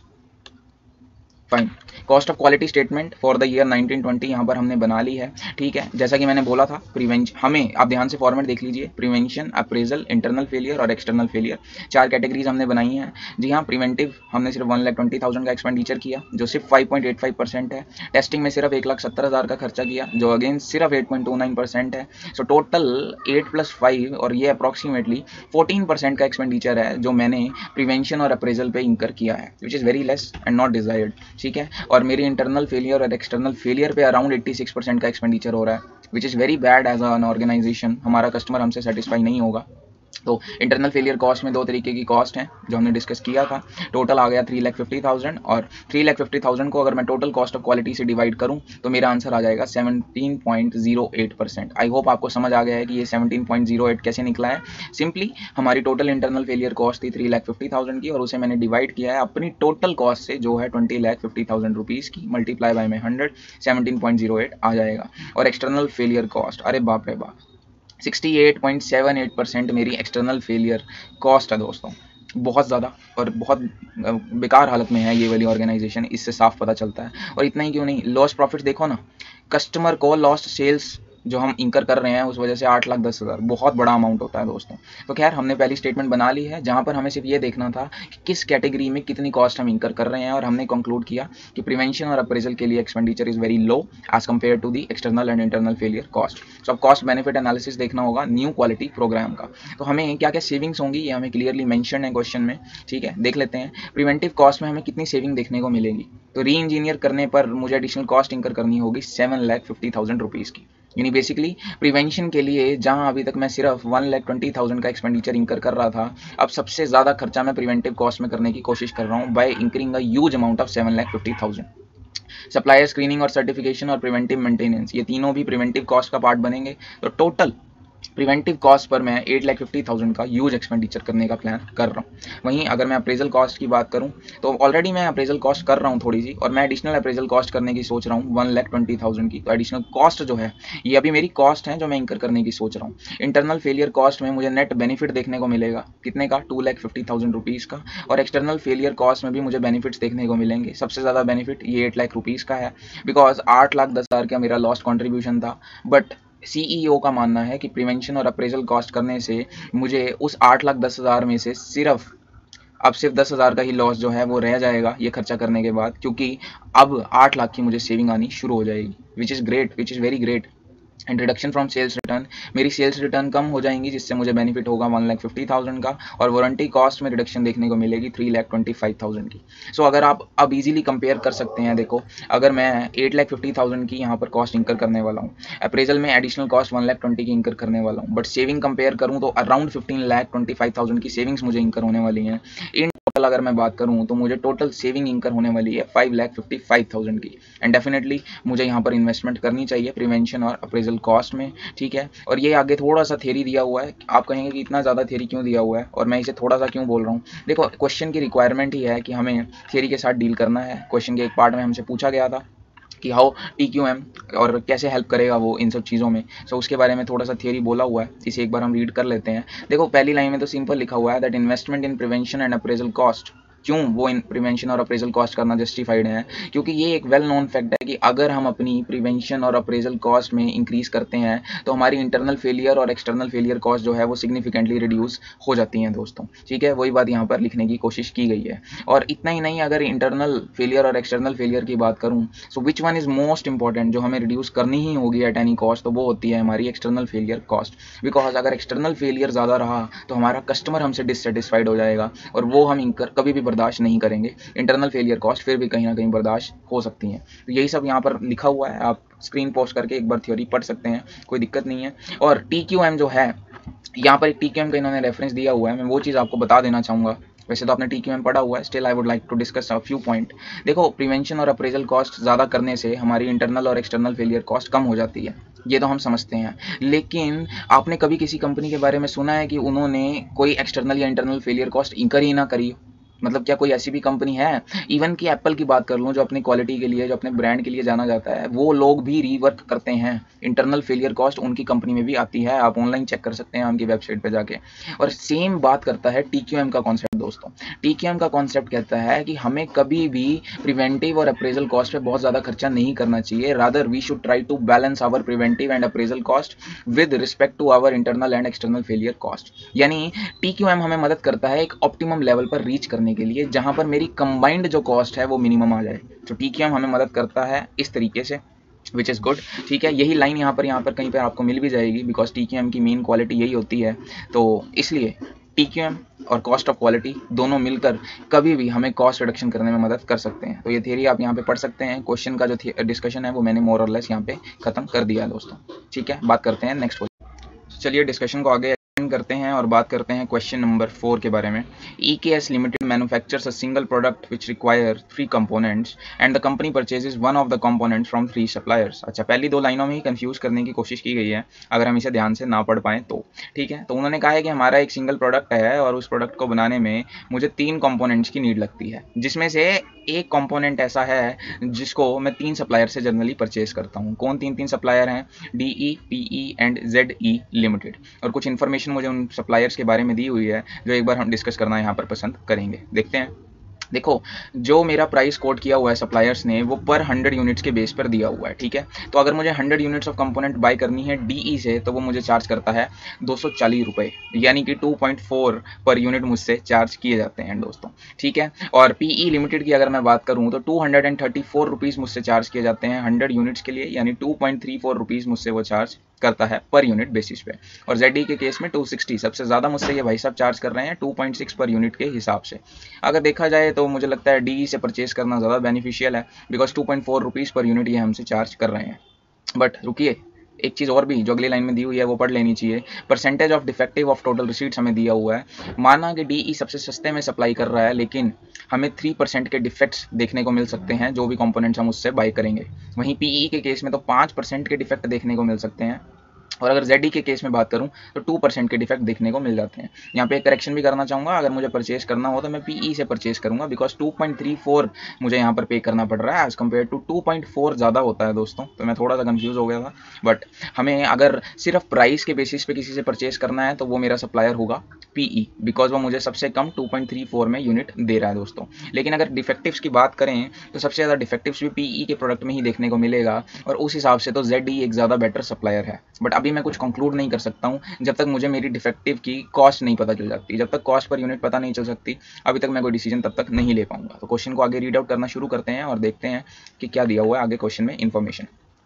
अब क्वेश्चन में बोला हुआ है that if the defectives are not detected they are utilised in the production causing a damage of 200 per 100 units. अगर इस डिफेक्टिव को डिटेक्ट नहीं किया जाता तो 2 पर यूनिट का मुझे लॉस इंकर करना पड़ेगा जितनी भी यूनिट्स मैं प्रोड्यूस करूंगा, और मेरी रिक्वायरमेंट है 12,000 यूनिट्स को बनाने की। Now the company intends to introduce a system of inspection for the components on receipt. तो रिसीट बेसिस पे एक इंस्पेक्शन सिस्टम लगाने का प्रपोजल रखा गया है, and the inspection cost is estimated at 26 rupees per 100 units. Fine. Such an inspection will be able to detect only 90% of the defective components. सिर्फ 90% defects को ही इंट्रोड्यूस या डिटेक्ट कर पाएंगे, 10% डिफेक्ट्स तो अभी भी रिकॉग्नाइज नहीं हो पाएंगे, और no payment will be made for components found to be defective. But मुझे सेविंग क्या होगी, जितने भी कंपोनेंट्स को मैं डिफेक्टिव प्रूव कर दूंगा मुझे उनकी पेमेंट नहीं करनी पड़ेगी। सो वैसे भी इंस्पेक्शन सिस्टम जो है वो एक तरीके का अप्रेजल कॉस्ट है, बट मैं आपको बता दूं हमारा कोशिश रहनी चाहिए कि हमारे को क्वालिटी डिफेक्ट्स आए ही ना। और इंस्पेक्शन हमें उस चीज़ में मदद नहीं करता, इंस्पेक्शन डिटेक्शन में मदद करता है बट प्रिवेंशन में मदद नहीं करता। इसलिए इंस्पेक्शन ज़्यादा फेवरेबल टूल नहीं है, बट स्टिल एक इफेक्टिव टूल है। और यहाँ पर भी हमें वो सेविंग्स अगर दे रहा है तो मेरे को एक बार कॉस्ट बेनिफिट एनालिसिस करके देख लेना चाहिए। अगर मेरी सेविंग्स ज़्यादा है मेरी कॉस्ट से तो डेफिनेटली मुझे फिर इस प्रपोजल को एक्सेप्ट कर लेना चाहिए। So what are the requirements of this question? Advice whether inspection at point of receipt is justified और नॉट, यानी कि मुझे कॉस्ट बेनिफिट एनालिसिस यहाँ पर करने को बोला गया है। और नेक्स्ट रिक्वायरमेंट है that which of the 3 suppliers should be asked to supply.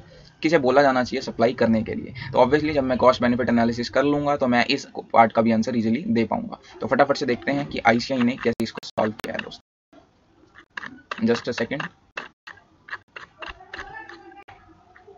ये आ गए हम ICI वाले आंसर शीट पे। Why I am using ICI answers again and again instead of solving this, दो कारण है, एक तो हमारा टाइम सेव होगा और दूसरा एग्जाम में ICI के फॉर्मेट बनाओगे तो आंसर मैच होगा और नंबर मिलेंगे। ICI का फॉर्मेट नहीं यूज करोगे नंबर मिलने की कोई गारंटी नहीं है। क्लियर सी बात है, छुपाना क्यों है एक दूसरे से। इसलिए फटाफट ICI के आंसर ही देखते हैं ना दोस्तों।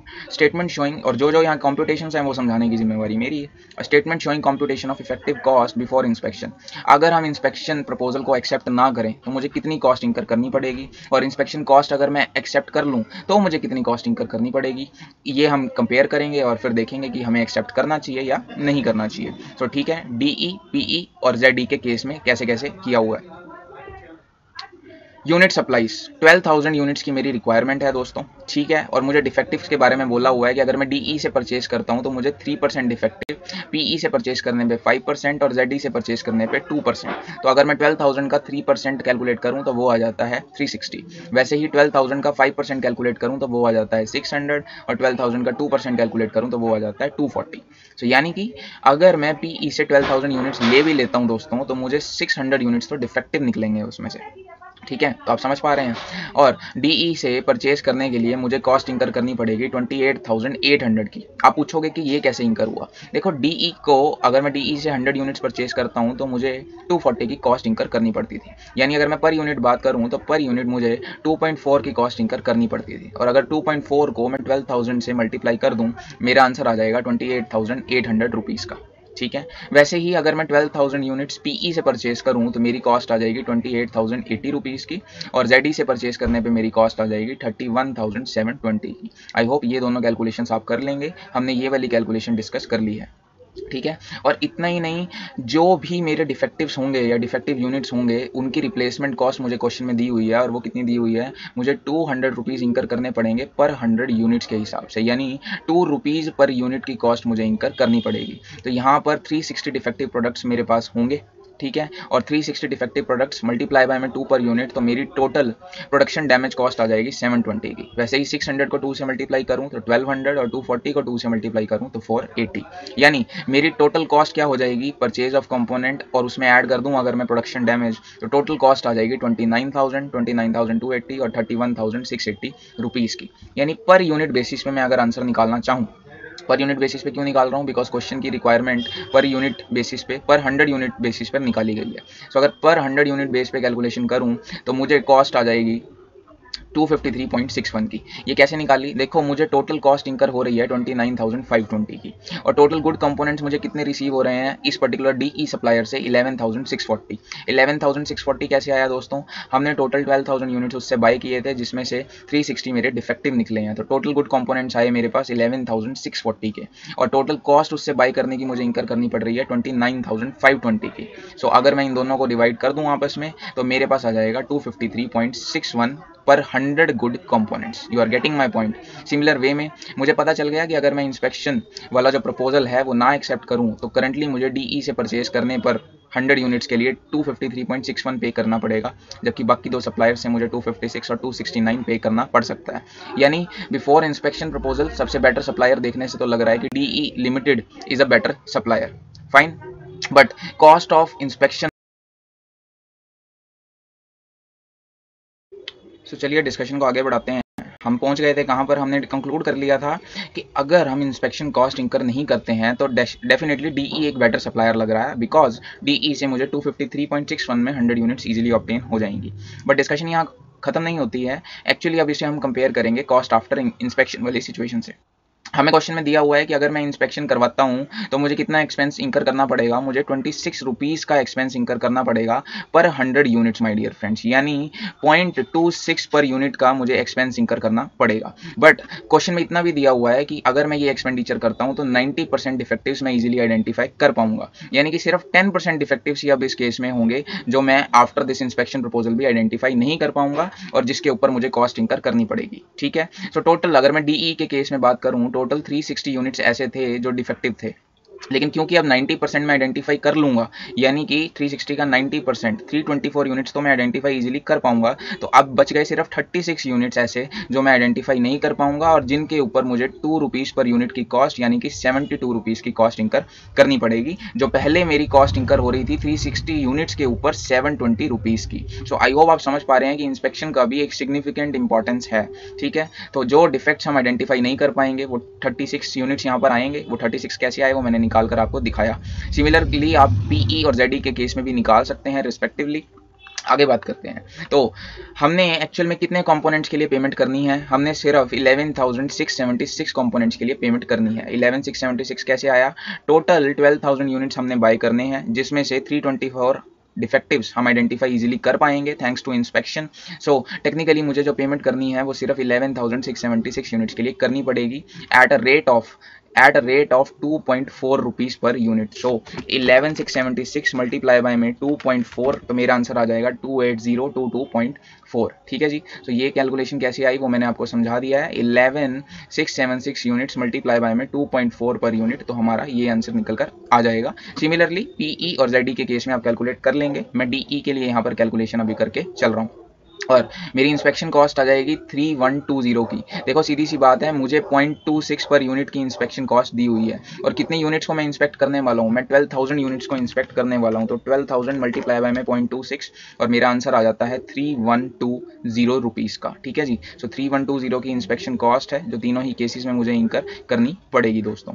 और इतना ही नहीं, जो 36 अनआइडेंटिफाइड यूनिट्स रह गए हैं उन पे 2 रुपीज़ पर यूनिट के अकॉर्डिंग अगर मैं एक्सपेंस निकालूँ तो 72 रुपीज़ का एक्सपेंस यहाँ पर आ जाएगा। सिमिलरली यहाँ पे 120 और यहाँ पे 48 का एक्सपेंस मुझे देखने को मिलेगा। तो टोटल कॉस्ट अगर मैं निकालूँ 31,214 डिवाइड बाय में 11,640 गुड कंपोनेंट्स। अब आपको एक चीज़ यहाँ ध्यान रखनी होगी, गुड कंपोनेंट्स में मैंने 11,640 लिया है, ना कि 11,676। I hope you are getting my point. Good component से मेरा मतलब होता है absolutely free from defects.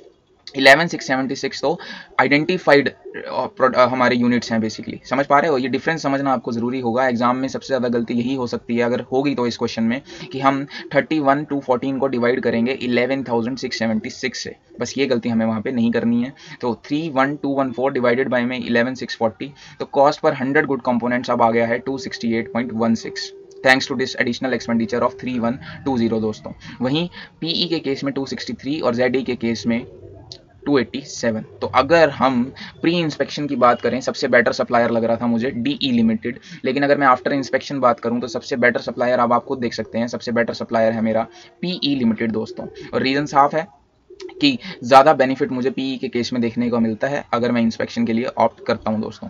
But हमें फिर एडवाइस क्या करनी चाहिए? पॉइंट तो ये है कि क्या हमें इंस्पेक्शन करना चाहिए या नहीं करना चाहिए। आफ्टर इंस्पेक्शन तीनों ही सप्लायर्स के केस में मेरी पर्सनल कॉस्ट इंक्रीज ही हुई है, कम नहीं हुई है। और अगर एक एक्टिविटी को करने से मेरी कॉस्ट इंक्रीज हो रही है तो मैं उसे कभी भी अडॉप्ट करने की एडवाइस नहीं दूंगा दोस्तों। यही एडवाइस यहाँ पर दी हुई है, आप देख सकते हैं that on comparing the cost situation we find that it will not be economical to install the system of inspection. तीनों ही केस में क्योंकि हमारी कॉस्ट ज़्यादा हो जा रही है, इसलिए ये सिस्टम को इंस्टॉल करना सही नहीं होगा, ऐसा हम कंक्लूड कर सकते हैं। ठीक है, उसके बाद क्वेश्चन में कुछ और रिक्वायरमेंट है आई गेस। 1 मिनट क्वेश्चन की रिक्वायरमेंट को देखने की कोशिश कर लेते हैं ताकि हम बेटर अंडरस्टैंड कर पाएँ। Just a second.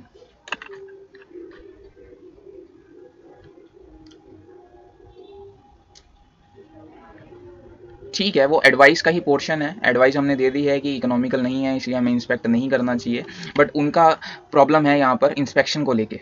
देखो जेआईटी सिस्टम में हमारा मेन मकसद होता है वेस्ट को एलिमिनेट करना, और यहाँ पर इस पैराग्राफ में एक चीज़ बोली हुई है कि जो इंस्पेक्शन है वो वेस्ट को एलिमिनेट नहीं करता है, वो प्रिवेंट करता है लेकिन उसे रोकता नहीं है, उससे तो सिर्फ डिटेक्शन होती है। समझ पा रहे हो? तो जीआईटी का मेन फोकस है कि वेस्ट को ही जड़ से उखाड़ फेंकना, और इंस्पेक्शन उस चीज़ में हमारी 100% मदद नहीं कर पाएगा। So the decision whether inspection at a point of receipt is justified और not will also depend on qualitative factors as well. Finally last में फिर वही बात बोली हुई है कि अगर हम प्री इंस्पेक्शन बात करें तो डीई एक बेटर सप्लायर है, और आफ्टर इंस्पेक्शन बात करें तो पीई एक बेटर सप्लायर है, क्योंकि क्वेश्चन में पूछा हुआ है कि बेटर सप्लायर कौन सा होगा। तो हमने दोनों केसेस में कौन सा बेटर सप्लायर होगा ये यहाँ पर डिस्कशन कर ली है। तो आई थिंक इस क्वेश्चन की डिस्कशन यहाँ पर खत्म होती है। हमने इस क्वेश्चन को अच्छे से डिस्कस किया है, overall it's a good question to understand दोस्तों। ठीक है, इसकी डिस्कशन करते हैं यहाँ पे खत्म यहाँ पर।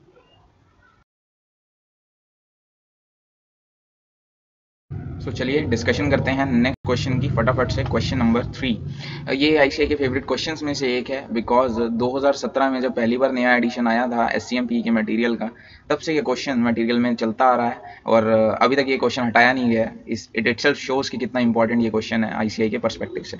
चलिए देखते हैं। A company produces and sells a single product, the cost data per unit for the year 2020 is predicted as below. देखिए प्रिडिक्टेड वर्ड लिखा हुआ है यहाँ पे, यानी कि ये एक्चुअल डेटा नहीं है, ये हम प्रिडिक्ट करके चल रहे हैं, एक तरीके से प्रोजेक्शन बना के चल रहे हैं। तो डायरेक्ट मटेरियल कॉस्ट दी हुई है 35 रुपीज़ पर यूनिट की। ओके, फर्दर कॉस्ट कितनी दी हुई है वो देख लेते हैं। डायरेक्ट लेबर कॉस्ट दी हुई है 25 रुपीज़ पर यूनिट की। वेरिएबल ओवरहेड्स हैं 15 रुपीज़ के, और सेलिंग प्राइस दिया हुआ है 90 पर यूनिट का। ओके, यानी कि मैं यहाँ से अगर मैं कॉन्ट्रीब्यूशन निकालने की कोशिश करूँ तो वो मैं निकाल सकता हूँ। 90 की मेरी सेल्स हैं और उसमें से अगर मैं सब्ट्रैक्ट करूँ 25 + 15 40 और उधर 35 यानी कि 75, तो टोटल 15 रुपीज़ पर यूनिट का कंट्रीब्यूशन मुझे आता है। देखेंगे अगर एग्जाम में या क्वेश्चन में इसका यूज़ होगा। The company has forecast that demand for the product during the year will be 28,000 units. However, to satisfy this level of demand, production quantity will be increased. So, predicted demand जो है वो 28,000 units की मैंने predict की है. Now, there are no opening and closing stock for the product. The stock level of materials remain unchanged throughout the period. तो basically 28,000 units को ध्यान में रखते हुए मुझे calculation part solve करना है। आगे देखते हैं क्या information दी हुई है। The following additional information regarding cost and revenue are given. 12.5% of the items delivered to the customers will be rejected. Okay, तो ये मेरी कौन सी कॉस्ट हो गई दोस्तों? ये मेरी, मैं इसको बोल सकता हूँ एक्सटर्नल फेलियर कॉस्ट की बात यहाँ पे करना चाह रहा है। बिकॉज जो प्रोडक्ट मैं ऑलरेडी कस्टमर को पहुँचा दूंगा तो उनमें से 12.5% जो आइटम्स हैं वो रिजेक्ट कर दी जाएंगी बाय दी कस्टमर्स। ठीक है, और ये काफ़ी ज़्यादा बड़ा प्रपोर्शन है अगर ऐसा है तो। ठीक है, the cost of delivering the replacement item will be 5 per unit. तो ऑलरेडी एक प्रोडक्ट में गलत बनाऊंगा, उसकी कॉस्ट तो इंकर होगी ही होगी, और उस काम को सही करने के लिए एडिशनल 5 पर यूनिट का एक्सपेंस भी मुझे इंकर करना पड़ेगा। आगे देखते हैं।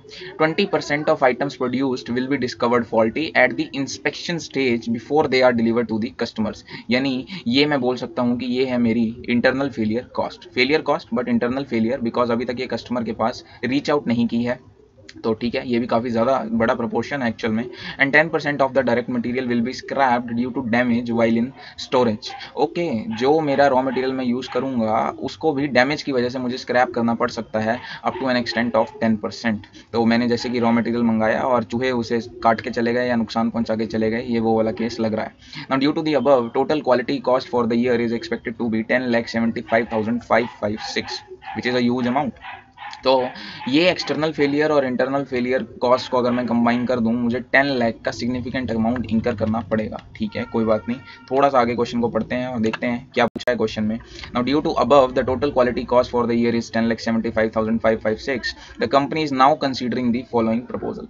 बिकॉज इतनी ज़्यादा इंटरनल और एक्सटर्नल फेलियर कॉस्ट इन लोगों को इंकर करनी पड़ रही है, इन्होंने कुछ प्रपोजल सामने रखा है। तो क्या प्रपोजल है वो? To introduce training programmes for the workers which the management of the company believes will reduce the level of faulty production to 10%। अभी मेरी फॉल्टी प्रोडक्शन 12.5% की है। Let me just check. जी हाँ, अभी जो मेरी फॉल्टी प्रोडक्शन है वो 20% की है, सॉरी, और ट्रेनिंग देने के बाद वो जो फॉल्टी प्रोडक्शन है वो 10% पर आ जाएगी। सो विच इज़ गुड, ये ऑलरेडी मेरा काम काफ़ी आसान कर देगी। But this training programme will cost me 4,50,000 rupees per annum. तो हमें कॉस्ट बेनिफिट एनालिसिस यहाँ पे करके देखना होगा। आगे देखते हैं। To avail the services of quality control consultant at an annual charges of 50,000। So हम इतना ही नहीं, अपने एम्प्लॉइज़ को ट्रेनिंग तो देंगे ही देंगे, हमें क्वालिटी कंट्रोल कंसल्टेंट को भी हायर करेंगे, जिसे हम 50,000 एनुअल चार्जेस पे करने वाले हैं, which would reduce the percentage of faulty items delivered to customers to 9.5%। अभी मैं 12.5% की जो है वो एक्सटर्नल फेलियर कॉस्ट इंकर कर रहा हूँ, बट इस एक्सपेंडिचर को इंकर करने के बाद मुझे सिर्फ 9.5% ही परसेंटेज ऑफ फॉल्टी आइटम्स जो हैं वो डिलीवर करनी होंगी। तो यहाँ पर मुझे कुछ सेविंग हो जाएगी यहाँ पर भी। तो what is the requirement of this question? Question में बोला हुआ है prepare a statement of expected quality cost the company would incur if it accepts the proposal. Proposal को इंकर करने के बाद कितनी कॉस्ट इंकर की जाएगी कंपनी के द्वारा, ये हमें डिसाइड करना है। And cost are to be calculated using the 4 recognised quality cost. कौन कौन सी होती हैं 4 रिकॉग्नाइज्ड क्वालिटी कॉस्ट? क्वेश्चन 2 में हमने पढ़ा, वो होती है prevention, appraisal and failure cost, जहाँ पे फेलियर के 2 पार्ट होते हैं, internal failure and external failure cost दोस्तों। और नेक्स्ट पार्ट में उसने हमसे पूछा है that would you recommend the proposal, क्या आप इस प्रपोजल को एक्सेप्ट करेंगे? तो जैसा कि मैंने बोला, हम कॉस्ट बेनिफिट एनालिसिस करके देखेंगे और डिसाइड करेंगे कि भाई हमें एक्सेप्ट करना चाहिए या नहीं करना चाहिए। और ऐसा करते वक्त उनका कहना है कि हमें फाइनेंशियल और नॉन फाइनेंशियल रीजन पॉइंट्स को ध्यान में रखना है। आई होप क्वेश्चन आप लोग समझ चुके हैं अच्छे से। यहाँ पर जस्ट मैं आपको एक चीज़ समझाना चाहूँगा, ये तीनों रेशियोज़ के बारे में थोड़ी सी मैं बात करना चाहूँगा, अगर आपको नहीं समझ आया कि what 12.5, what 20 and what this 10% mean to you. मान लीजिए आपको 100 यूनिट्स बनाने का ऑर्डर मिला हुआ है।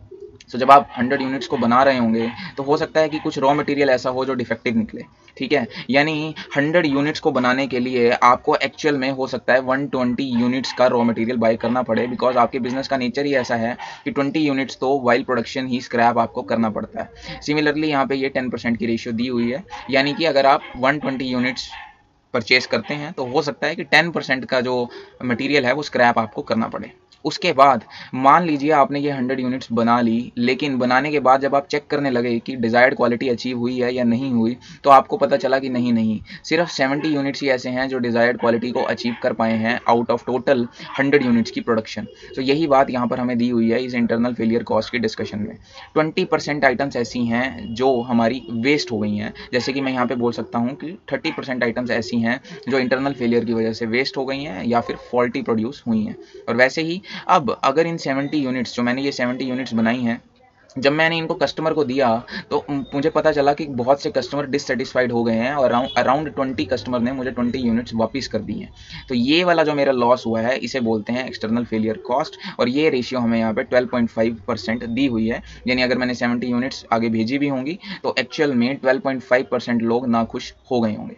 और जब मैं कुछ कॉस्ट इंकर करूंगा, जैसे कि इस प्रपोजल में हमने डिसाइड किया कि हम कुछ खर्चे करेंगे, तो मुझे कुछ बेनिफिट देखने को मिलेगा। सबसे पहले तो ये जो 20% की फॉल्टी प्रोडक्शन है ये रिड्यूस हो गए सिर्फ 10% की रह जाएगी।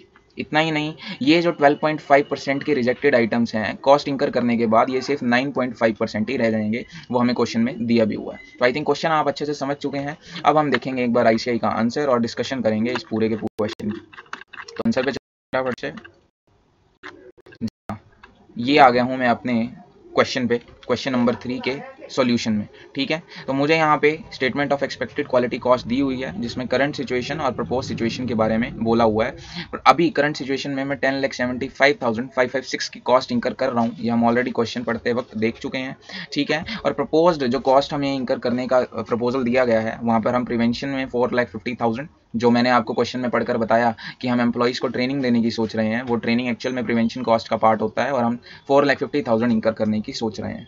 अगर अप्रेजल कॉस्ट की बात करें तो हम 50,000 की कॉस्ट इंकर करने का सोच रहे हैं, और ये कौन सी कॉस्ट है, जो हम कंसल्टेंट को हायर करने की कोशिश कर रहे हैं, ये बेसिकली वो वाली कॉस्ट की बात हो रही है, ठीक है। और एक्चुअल में अभी करंटली हम कुछ ये दोनों कॉस्ट इंकर कर रहे हैं, ये हमें कैलकुलेट करनी होंगी। और प्रपोज सिचुएशन में जब मैं ट्रेनिंग और कंसल्टेंट की कॉस्ट को इंकर कर लूँगा तो मुझे ये जो कॉस्ट है वो सिग्निफिकेंटली रिड्यूस होती हुई यहाँ पे दिख रही हैं। जो 3,20,000 की कॉस्ट थी वो रिड्यूस होकर अब सिर्फ 2,35,000 रह गई है। और इतना ही नहीं, जो मेरी इंटरनल फेलियर कॉस्ट पहले 755 की थी अब वो रिड्यूस होकर 3,91 पर रह गई है। तो सिग्निफिकेंट रिडक्शन इन कॉस्ट हमें देखने को मिल रहा है। अब ये कैलकुलेशंस कैसे हुई हैं, सबसे पहले तो इनको समझने की कोशिश करते हैं by using the financial data, और फिर डिस्कशन करेंगे इस पर्टिकुलर पोर्शन का। बट याद रहे हम सिर्फ डिस्कशन करने वाले हैं, हम पूरा सॉल्व नहीं करेंगे, ठीक है। तो ये वाला पोर्शन हम अभी डिस्कस करेंगे। टिल देन हम देखते हैं कि ये वाली कैलकुलेशन ICI ने कैसे करी हुई है, ठीक है। देखो, मुझे जो टोटल डिमांड दी हुई है मेरे प्रोडक्ट की वो 28,000 यूनिट्स की दी हुई है। तो करंट सिचुएशन हो चाहे प्रपोज सिचुएशन हो, मुझे 28,000 यूनिट्स की प्रोडक्शन करनी है दोस्तों, ठीक है। और मुझे बोला हुआ है कि 12.5% यूनिट्स ऐसी होती हैं जो एक्सटर्नल फेलियर कॉस्ट का शिकार हो जाती हैं। यानी कहीं ना कहीं जो 28,000 है, it reflects my out how many production, it reflects my 87.5% production only. Because अगर मुझे 28,000 यूनिट्स की डिमांड को फुलफिल करना है तो मुझे प्रोडक्शन कितनी करनी होगी, मुझे 32,000 यूनिट्स की प्रोडक्शन करनी होगी। बिकॉज 28,000 यूनिट्स मेरे 87.5% को रिफ्लेक्ट करता है, तो 100% को कितना रिफ्लेक्ट करेगा, 32,000 यूनिट्स रिफ्लेक्ट करेगा। सिंपल सा मतलब 32,000 यूनिट्स मैं कस्टमर तक पहुंचाता हूं, जिसमें से वो 4,000 यूनिट्स को रिजेक्ट कर देता है और सिर्फ 28,000 यूनिट्स को ही एक्सेप्ट करता है, which is my actual demand. और जो ये 4,000 यूनिट्स को मुझे रिप्लेस करना पड़ता है, इसकी मेरे पास अच्छी खासी कॉस्ट इंकर होती है। 35 रुपीज़ मटीरियल का इंकर हुआ, 25 लेबर का इंकर हुआ, उसके बाद अनदर वेरिएबल ओवरहेड्स और ये वाली यूनिट रिप्लेसमेंट कॉस्ट भी मुझे इंकर करनी पड़ती है। तो टोटल 4,000 यूनिट्स पर इतनी कॉस्ट मुझे इंकर करनी पड़ती है, which amounts to 3,20,000 rupees. Propose situation की अगर मैं बात करूं तो मेरा जो ये परसेंटेज है ये सिग्निफिकेंटली रिड्यूस हो जाएगा। अभी 12.5% फॉल्टी प्रोडक्शन हो रही है जो रिजेक्ट हो रही है, लेकिन जो मैं कॉस्ट इंकर करूंगा ट्रेनिंग पर उससे मेरा जो प्रोपोर्शन ऑफ रिजेक्शन है वो सिर्फ 9.5% रह जाएगा। यानी कि माई 28,000 units in that particular case will reflect 90.5%। ये 90.5 कैसे निकला, 100 में से अगर मैं 9.5 को सब्ट्रैक्ट कर दूं तो 90.5 आ जाता है। तो यानी प्रपोज सिचुएशन में 30,939 यूनिट्स जो हैं वो मुझे डिस्पैच करनी होंगी, यानी टोटल 2939 यूनिट्स ही मेरी रिजेक्ट होंगी, जो अभी 4000 यूनिट्स रिजेक्ट हो रही थी। और पर यूनिट मुझे 35 प्लस 25 प्लस 15 प्लस 5 अगर कॉस्ट देखूं तो 2,35,120 की कॉस्ट इंकर करनी पड़ेगी। सो आप एक्सटर्नल फेलियर कॉस्ट की कैलकुलेशन होपफुली समझ चुके हैं, 3,20,000 और 2,35,120 की। इतनी नहीं, हम आगे बात करेंगे इंटरनल फेलियर कॉस्ट की दोस्तों, यानी कि बेसिकली अब यहाँ पर हम डिस्कशन करने वाले हैं अपनी फॉल्टी प्रोडक्शन के बारे में। ठीक है, ऊपर जो हमने बात की एक्सटर्नल फेलियर में, यहाँ पर बेसिकली हमने बात की थी अपनी रिजेक्शन वाली कॉस्ट के बारे में कि रिजेक्शन की वजह से कितनी कॉस्ट आ रही है, बट अब बात करेंगे फॉल्टी प्रोडक्शन के बारे में। देखो, मैं 32,000 यूनिट्स अगर डिस्पैच करता हूं, जो मैंने ऊपर चेक किया, तो मुझे 32,000 यूनिट सक्सेसफुली डिस्पैच करने के लिए प्रोडक्शन कितनी यूनिट्स का करना पड़ेगा, बिकॉज मैं ऑलरेडी जानता हूं कि जितनी भी यूनिट्स मैं बनाऊंगा उसका 20% तो वैसे भी फॉल्टी ही होगा। समझ रहे हो मेरी बात को, यानी 32,000 actually indicates my 80% production, because 20% तो मैं खराब कर देने वाला हूँ। तो टोटल मुझे एक्चुअल में कितनी प्रोडक्शन करनी पड़ेगी, मुझे 40,000 यूनिट्स को प्रोड्यूस करना पड़ेगा। ठीक है, लेकिन ये तो करंट सिचुएशन की बात है। अगर मैं प्रपोज सिचुएशन की बात करूं तो मेरी फॉल्टी प्रोडक्शन जो अभी 20% की हो रही है वो रिड्यूस होकर रह जाएगी 10% की, यानी ये जो 32,000 यूनिट्स अभी 80% को रिफ्लेक्ट करते हैं वो लेटर ऑन मेरा प्रोपोर्शन चेंज हो जाएगा 90% पे। और हमारी जो प्रोडक्शन भी है वो हमें 30,939 यूनिट्स की करनी है, ये हमने एक्सटर्नल फेलियर कॉस्ट के टेबल में देखा है। सो टोटल कंक्लूजन क्या आ गया कि मैं 40,000 यूनिट्स करंटली प्रोड्यूस कर रहा हूँ, जिसमें से 32,000 सक्सेसफुली मैं डिस्पैच कर पा रहा हूँ, यानी कि 8,000 यूनिट्स ऐसी हैं जो इंस्पेक्शन पे ही मुझे पता चल रहा है कि फॉल्टी हो गई हैं। और फॉल्टी प्रोडक्शन पर मुझे 35 प्लस 25 प्लस 15, ध्यान से दोबारा सुनो, 35 प्लस 25 प्लस 15 की कॉस्ट इंकर होगी, बट यहाँ पे 5 रुपीज़ की जो रिप्लेसमेंट कॉस्ट है वो इंकर नहीं होगी, बिकॉज ये प्रोडक्ट अभी डिलीवर हुए ही नहीं है। 8,000 यूनिट्स अभी तक डिलीवर नहीं हुए हैं, इसलिए मुझे ये 5 रुपीज़ की कॉस्ट भी इंकर नहीं करनी होगी। अगर प्रपोज सिचुएशन की बात करूं तो 34,377 यूनिट्स में बनाऊंगा, जिसमें से 30,939 में डिस्पैच कर पाऊंगा, यानी एक्चुअल में फॉल्टी प्रोडक्शन होगी 3438 यूनिट्स की। और पर यूनिट कॉस्ट मैं देख ही चुका हूं, तो 3438 मल्टीप्लाई बाय में पर यूनिट कॉस्ट मुझे 2,57,850 की एक्सटर्नल फेलियर कॉस्ट इंकर करनी पड़ेगी प्रपोज सिचुएशन में, जो करंटली मैं इंकर कर रहा हूं 6 लाख रुपीज़ की। तो हैवी रिडक्शन हमें यहाँ पे देखने को मिला है। और एक्सटर्नल फेलियर में एक और कॉस्ट भी आएगी दोस्तों, और वो है मेरी मटेरियल स्क्रैप वाली कॉस्ट।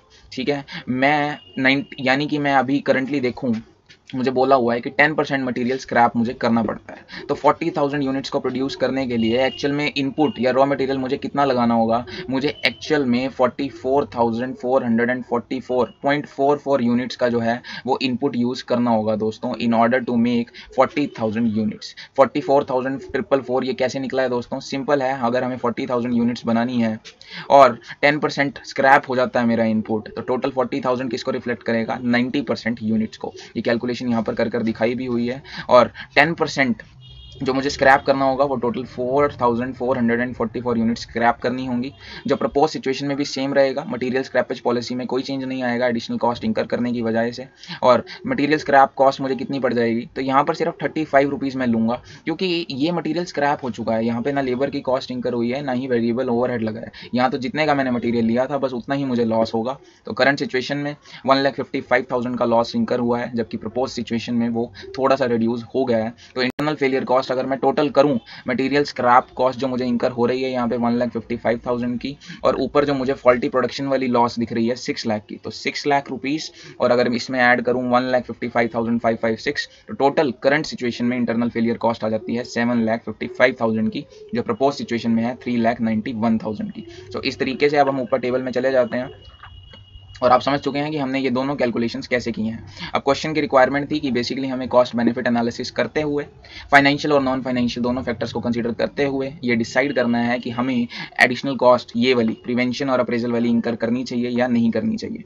देखो ये थोड़ा सा डिप्लोमेटिक आंसर हमें यहाँ पर देना पड़ेगा, बिकॉज अगर मैं देखूँ करंट सिचुएशन में मेरी कॉस्ट इंकर हो रही है 10,75,000 की, बट प्रपोज सिचुएशन में मेरी कॉस्ट एक्चुअल में इंक्रीज हो रही है दोस्तों, वो 11 लाख तक रीच आउट कर रही है। तो अगर मैं फाइनेंशियल पर्सपेक्टिव से सोचूं, मुझे अपने प्रपोजल को एक्सेप्ट नहीं करना चाहिए, बिकॉज मेरी कॉस्ट जो है वो इंकर हो रही है। बट ये फाइनेंशियल पर्सपेक्टिव से मैं कह रहा हूँ कि मुझे एक्सेप्ट नहीं करना चाहिए।